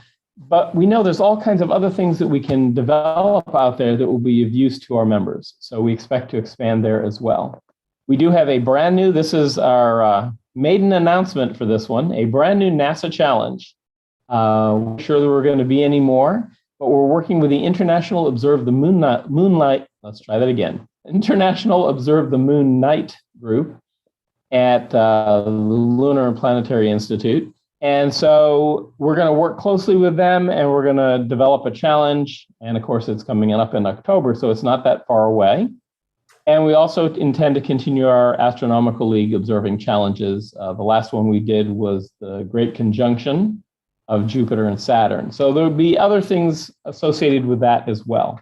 There's just lots of more stuff coming up, and we are always here to receive proposals for new observing programs. So if any of you out there that are watching this have any great ideas of something we really need, we want to hear from you. A few things. The first one, big announcement. We have a new observing program director, and I want to introduce her. Of course, she's not here, so I can't show you Marie herself, but Marie Lott has joined the other four of us, and is going to help us as far as running all of the whole division, making it all work. Some of the things that we've been doing is we've put some aids on the website to help you find what you need. So when you're looking for information on, well, what observing program should I do? Or how do I do this? A lot of those aids are now out there. We also have aids to help you find the right observing program. And a large part of that shows up in our master observer progression. What we are also trying to do is each one of our programs is unique, but we're trying to make them all have a common look and feel. So the web pages all feel pretty much the same. They've got standard features. The content's different depending on what the observing program is. The other thing we're trying to do is more common requirements across all our observing programs. And the best example now is all of them require latitude and longitude. And in the past, they used to have different things. So latitude and longitude, where you're observing from, is now the standard. So we're working on this standardization just to make things much easier when you do the observing programs. We, as I said, did not adopt any new observing programs this year. And we are, of course, always looking for new opportunities. I wanted to share this because I think it's important enough. We do expect there are some new ones related to imaging that will be coming down the tube here, and we'll be sharing those as we develop them. And I wanted to share what we think the criteria are to get a new program adopted. And so what we're really looking for is a new program that would be educational. We want our members to learn new things when they do those observing programs. So this can be done a number of ways. You can do it through new objects. We think we're running really low on objects, though. We have so many observing programs now that we've covered pretty much all the different types of astronomical objects out there that we can do observations with. There's a few more, and we're looking at some opportunities. It can also involve new observing skills. So we've done that. Spectroscopy is an example of one of those. Radio telescopes. where we're asking people to go beyond their comfort range, which for most of us is a visual telescope, maybe imaging, and try these new things. One I should mention here is our Astronomy Before the Telescope certification. You don't need a telescope because it's Astronomy Before the Telescope. And I've done it, and it's awesome. It's a hoot because there's so many cool things. And to think they were doing these hundreds of years ago. And then the last criteria that we look for is we want something that can pretty much be done by our Astronomical League members. And we know some don't have big light buckets, but some do. We know that some people don't have access to a hydrogen alpha telescope, but they might be able to borrow one. So I think the bottom line is we think we have a program for everybody. No matter who you are, no matter what your experience level is, there's an astronomy program out there that we have that is perfect for you. We also recognize that all of them are not going to be done for everybody. Everybody's not going to want to put in all that effort and go that extra mile to be able to achieve some of these observing programs. But that's not the intent. The intent was to provide something that matched what you needed. So just a couple things here, and then we can open up to any questions we may have. If you do have questions and don't have time to get them in here, you can send it to any one of the observing program directors, any one of the 5 of us. The slide does have my email on it, and so feel free to send me an email if you have questions. The other thing is I wanted to explain what's up with Stonehenge. We decided we needed a symbol for the observing program division, and I can't think of anything that exemplifies astronomical observing better than Stonehenge. So this is Stonehenge, and of course up here in this direction, this is the summer solstice sunrise. So are there any questions? Can you mention the names of your other 3 national directors? Oh, that was very bad of me. So yes, we do have the other 3 that I didn't mention. One of them is Maynard Pittendray, who is also the leader currently of our outreach programs. Al Lamperti, who is currently the leader of our citizen science programs. And also Cliff Mygat, who is the leader of our Herschel Society. So those are the other 3 folks, besides Marie Lott and myself. And as a participant in these programs, I've got to say, folks, you have no idea how much work these people do. It's an enormous task to maintain these programs, to maintain all the awards getting into the database and into Reflector correctly, to update all the programs, to update the web pages. It's an extraordinary amount of work. And to Aaron and all of his team, great job, fantastic job. Well, and kudos need to go out to the other 35 or so observing program coordinators that we didn't mention by name, because they do the day-to-day work and are the face of the Astronomical League to many of these observers. So thanks to them as well. Any other questions? Just general comments. There was one comment from Mike Overacker. He says the new master observer system is, he says, is a bit weird. He says he's a master observer, but can't go forward to higher levels without completing the lower level below master certification that he has. Any comment on that? Well, yeah, let me just make a comment. I actually thought I had a slide talking about it, but I must have decided it was too self-serving since I run the master observer progression, so I dropped it. But we do have a master observer progression. There are 2 completely separate. I'm going to mention one of them is binocular master observer for people who have binoculars, and that's their thing. We also have one that is the master imager program, and that's obviously for imagers. But then we also have the old master observer, which was the standard. That was the gold standard that people strived for. But that was back when we only had a few observing programs, and we have a lot more now. So now we have a progression. The progression does start with an award called Observer, and that's the entry level. So if you're new to astronomy, that's where you should look. And the ones that are recommended in there or required for that program are the intro level programs, and they're a great place to get started. Then we have the master observer, which is the same as it has always been. We did not change that at all when we added the progression. But then we said, okay, well, that's fine, but we need to recognize people that go beyond that. And for a lifetime observing, you can do quite a few of these observing programs. So the next one up is the Advanced Observer Program Award. And the Advanced Observer Award is oriented towards new topics. So it includes things like open clusters, globular clusters. The idea is go out and look at these new types of objects that maybe you've never looked at before. That's Advanced Observer.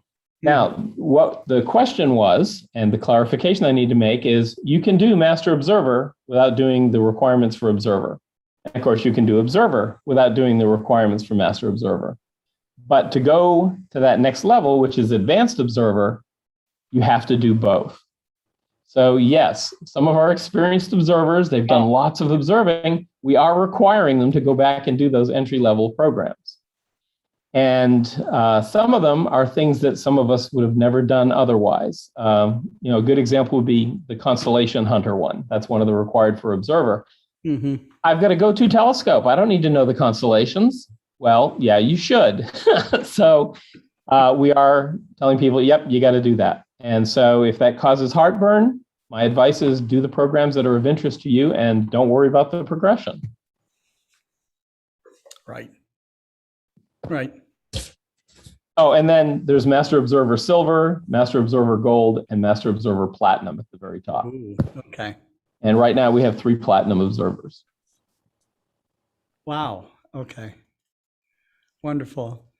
Well, that's great. A lot of people really admire the observing programs that the Astronomical League has.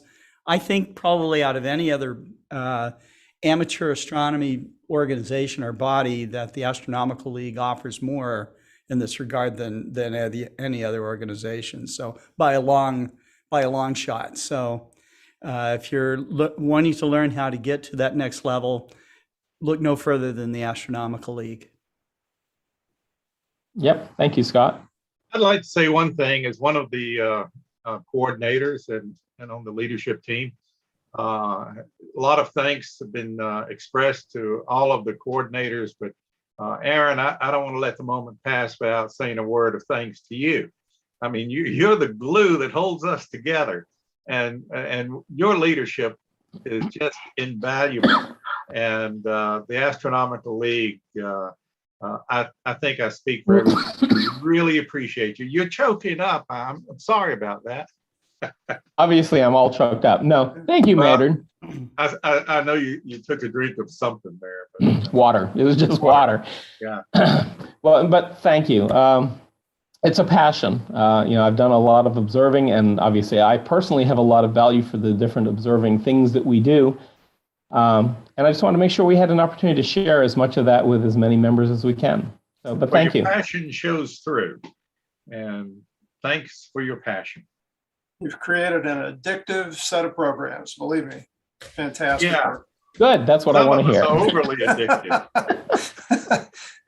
Okay, Terry, we have some, thank you, Aaron. And Terry, we have some big prizes coming up. Yes. We have 2 door prizes and then the grand door prize. And then after that, we will close things out. And please wait a few more minutes because our president will close the convention and we'd like you to hear him. Okay, so the first one is the Southern Maine Astronomers. Rob Burgess, are you here? Yes, I am. Welcome. How are you today? Great. Okay, I believe your club has donated a $150 gift card.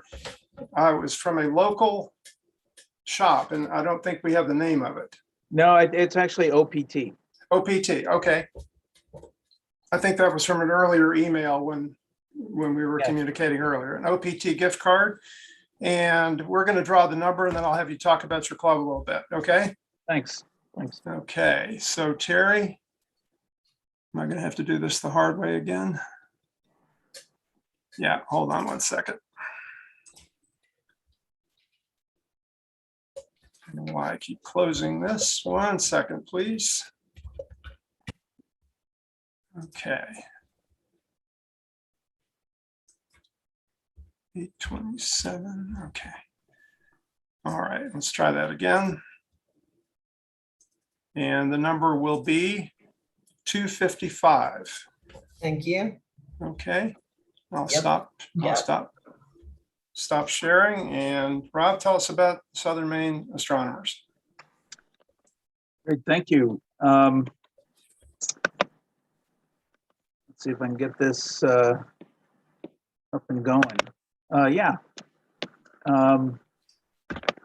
Our club is about 15 years old. We were formed in 2004. Our footprint is sort of the southwest corner of the state. Maine kind of runs north and south, and some of the directions sound strange because everything's sort of to the, you think of Maine as in the east, but we're in the southwest portion of the state. We have about 50 members. COVID's been good to us. We've probably increased our membership by about 20% over the last 15 months because, frankly, Zoom meetings have enabled us to connect in some ways better than beforehand. So that's been good. You know, we struggle with graying membership and attracting younger members. We're happy that we, for the last 2 years, have had a high school student on our board. For better, he's off to Dartmouth College to study physics and astronomy. So we're very, very pleased with that. We've recently taken a permanent home, which is great for us.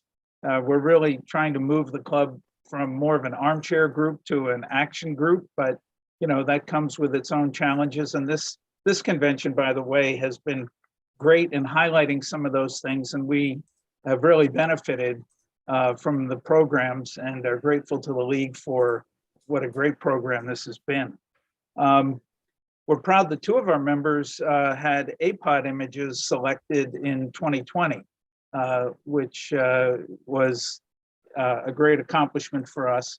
And I guess our proudest achievement is we mentored a young student about 10 or 12 years ago who came back last summer and talked to us on Zoom about as a PhD in astrophysics. So we've actually had somebody go through that entire program and come back. But this is sort of where we are. We're in the Brunswick area near Portland and on the coast of Maine. If people can see some of those jagged peninsulas that stick out into the Atlantic, we do have some Bortle 3 sky observing sites down on the tips of those peninsulas, which is pretty nice. And then farther north in the state, we've had in this last year 2 IDA sites designated, an International Dark Sky Preserve and International Dark Sky Park, the latter being the 100-mile wilderness of the Appalachian Trail just before it finishes on Mount Katahdin in Maine. So we're a lovely state, home to Acadia National Park. We have 3,000 miles of coastline. We do have the darkest skies in the east, where we got some dark, Bortle 2 skies up in north central Maine. We have a little over a million people. We're the oldest state, which is continues to be a challenge. And we actually have 2 Canadian neighbors and only 1 US state that we border on, which is New Hampshire. For us, it's been all about collaborations. We've really, with a small membership, the only way we can really advance our mission, which is to educate, is to work with other organizations. So we've been doing a lot with schools and in some cases local businesses, including LL Bean, which is one of our great retailers locally, doing star parties at their campus. Sister organizations we've worked with on light pollution issues. And we've held a number of star parties with local land trusts. And that's been a great way for us to reach like-minded individuals and other organizations and bring them into astronomy. We do a number of things with Space Day, where a school district is taken over to talk about space for the entire day. And we've done that for the last 15 years or so. And we've been very involved in the library telescope program. Our local hero here, Ron Thompson, has put in over the last 9 years, I think over 2,000 hours, working with retrofitting telescopes and also assisting librarians with getting comfortable with handling the equipment and knowing how to use it and getting it out into circulation. We'd like to offer some special thanks to Mark Stobridge, who has been discussed previously in this convention, who's from New Hampshire, who was credited with starting the program, and he is a member of our club and a great source of inspiration. And finally, we'd just like to extend an invitation to come visit. If you haven't been to Maine and you have a chance to come, please reach out to us and we'll help you with your stay. So that's it from us. Fantastic. Thank you so much. I've visited Maine many times. I know of no more beautiful place, and I would love to have your skies up in those woods. Oh my. Yeah. Okay, Terry, who is the winner of the $150 OPT gift card? Robert Taylor's going to be shopping. Okay, Robert, congratulations. And thank you so much for joining us tonight. Okay. Next, do we have a representative from the Fort Worth Astronomical Society? Okay, I feared we might not. We've had some trouble reaching them. A couple of the email addresses we had, the official addresses, the emails bounced, and I sent a message to Michelle Thiessen, and she may not have gotten it yet. Nonetheless, the Fort Worth Astronomical Society was founded in 1949. They have over 200 members. And I'll share my screen for just a moment and show you. Whoops. Hang on.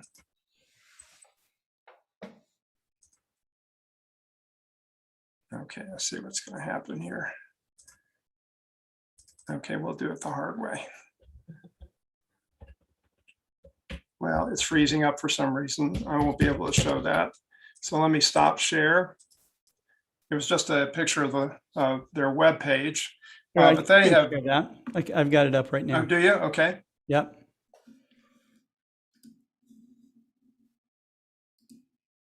Yes, thank you very much.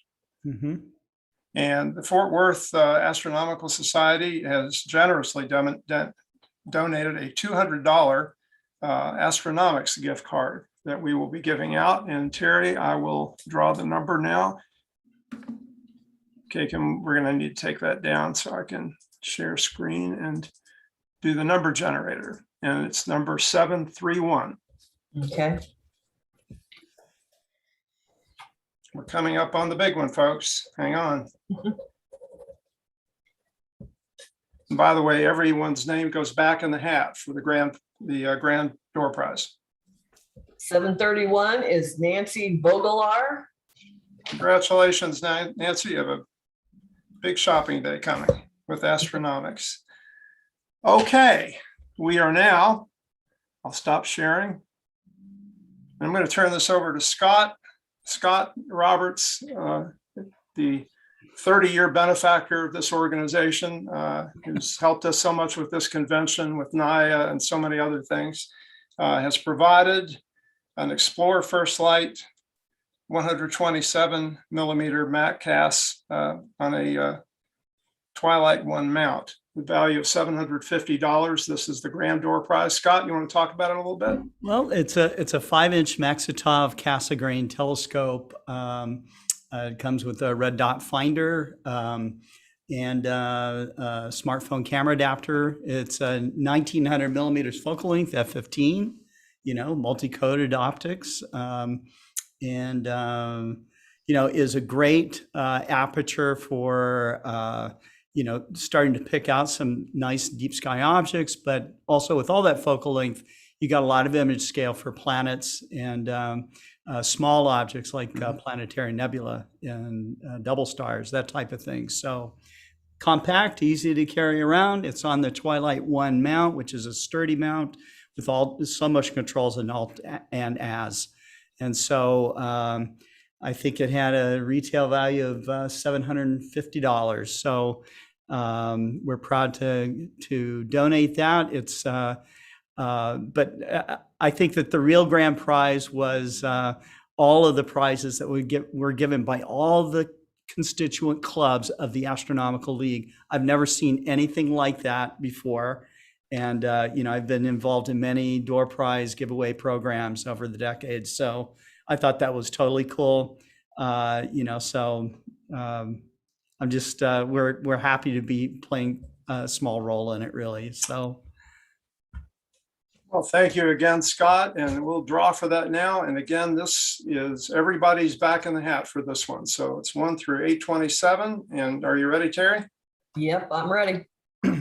205. All right.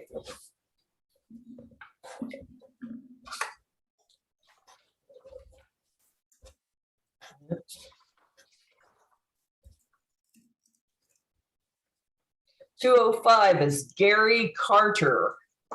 Gary Carter. Well, Gary Carter is a very happy person this evening, I suspect.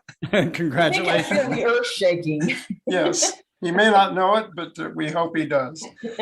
Anyway. Definitely. Wake him up if he's asleep, okay? So that's right.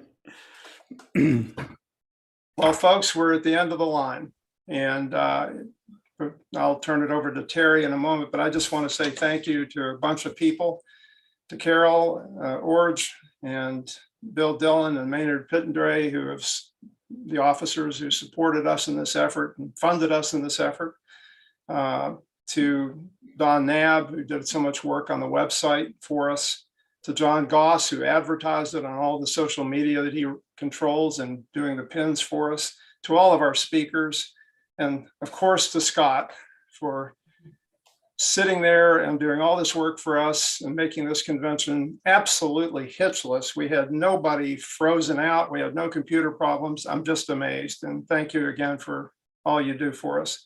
And most of all, the person I've enjoyed working with so much on this, Terry Mann. You've been fantastic, just fantastic to work with.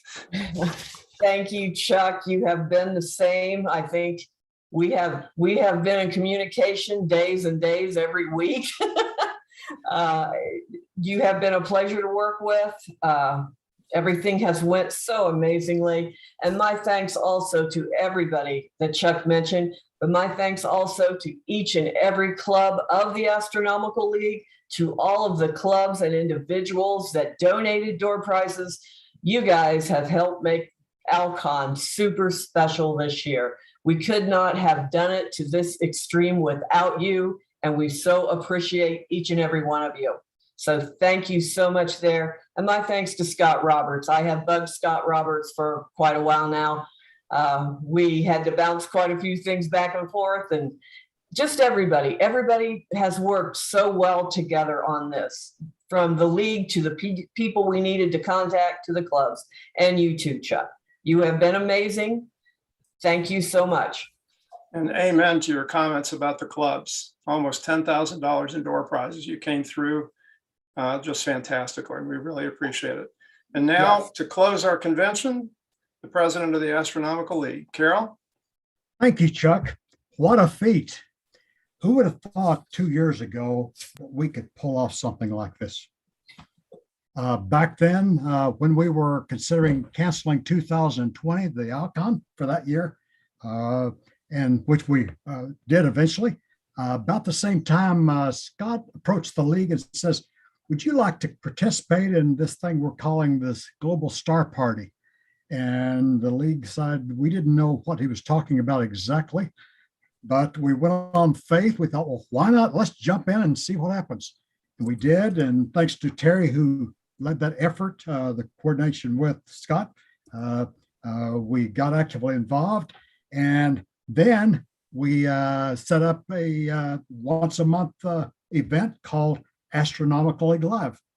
And again, thanks to Scott for helping us pull that off. And then when we decided we needed to cancel the live ALCon a second time, then we thought, well, members of the executive committee thought we should not totally cancel a ALCon 2 years in a row. So again, Scott said, well, maybe we could set up an online situation. And I thought, wonder what we're getting ourselves into now. But thanks to Chuck and Terry, and of course, Scott, who made us think it was possible, and they volunteered to chair this. What a splendid event. And I think we can officially say for the first time ever, we've had an international convention because we had speakers from Canada, 3, and we had one from the UK. So that's I think that's what's going to follow eventually as we increase our involvement with the RASC and so on. It's been a pleasure to work with everybody through all this. We've changed so much. Back 2 years ago, when clubs were struggling to stay afloat during the pandemic and not having any resources to keep their members motivated, we helped along by setting up these programs, and it really has made a difference.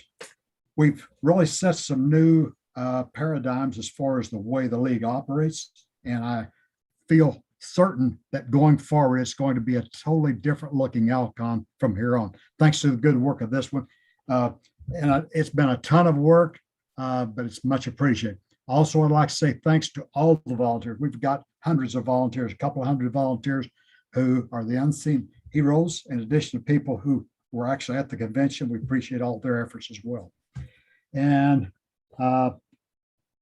as we go forward, the league will enhance even further the various social media platforms we're on, enhancing the website alongside with that. And we see nothing but good things ahead for the Astronomical League. Next year, we hope to see all of you in Albuquerque on July 28th. That's when the convention will start, July 28th through the 30th. And we really look forward to seeing everybody there. They've got a wonderful convention planned. They've been planning for 2 years, so they've stuck with us. So it's going to be outstanding. In future years, then in the following year, we'll be in Baton Rouge.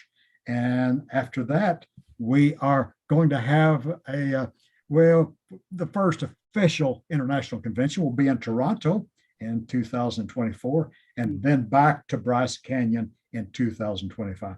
And what a fabulous place that is, Bryce Canyon. So it's been a real pleasure meeting lots of new people during this event. And I can't think of any ALCon I've ever been involved with. I've been involved with several over the years that has gone smoother than this one. And hats off to Chuck and Terry and Scott and all the people behind that were helping out with all this. And those clubs across the country who contributed $8,000 plus door prizes. That is unbelievable.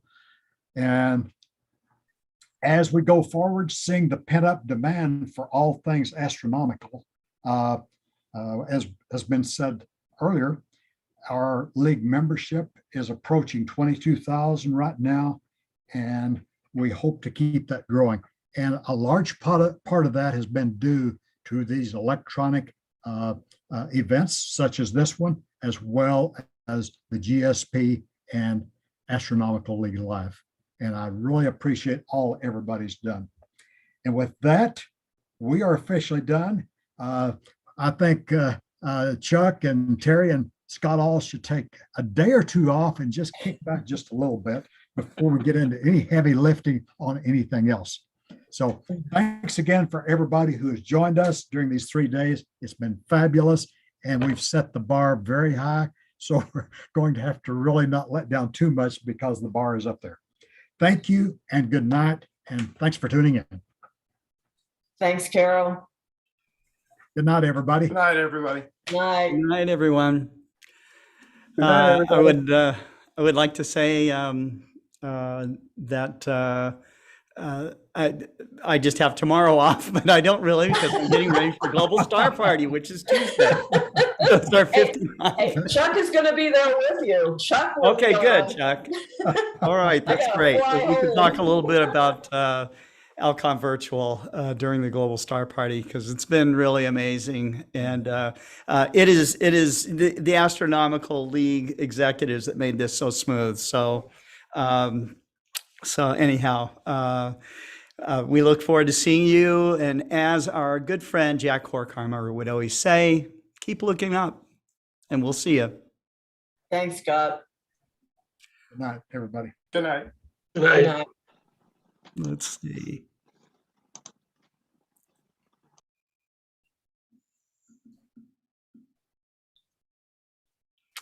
I am a little bit lost here. Here we go. I'm not that lost. Oh, I'm gonna miss her. Oh.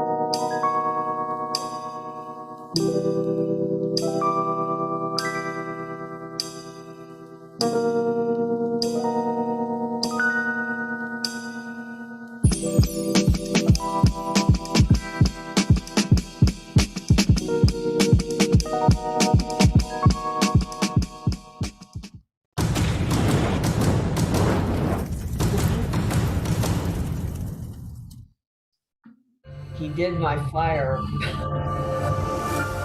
Oh.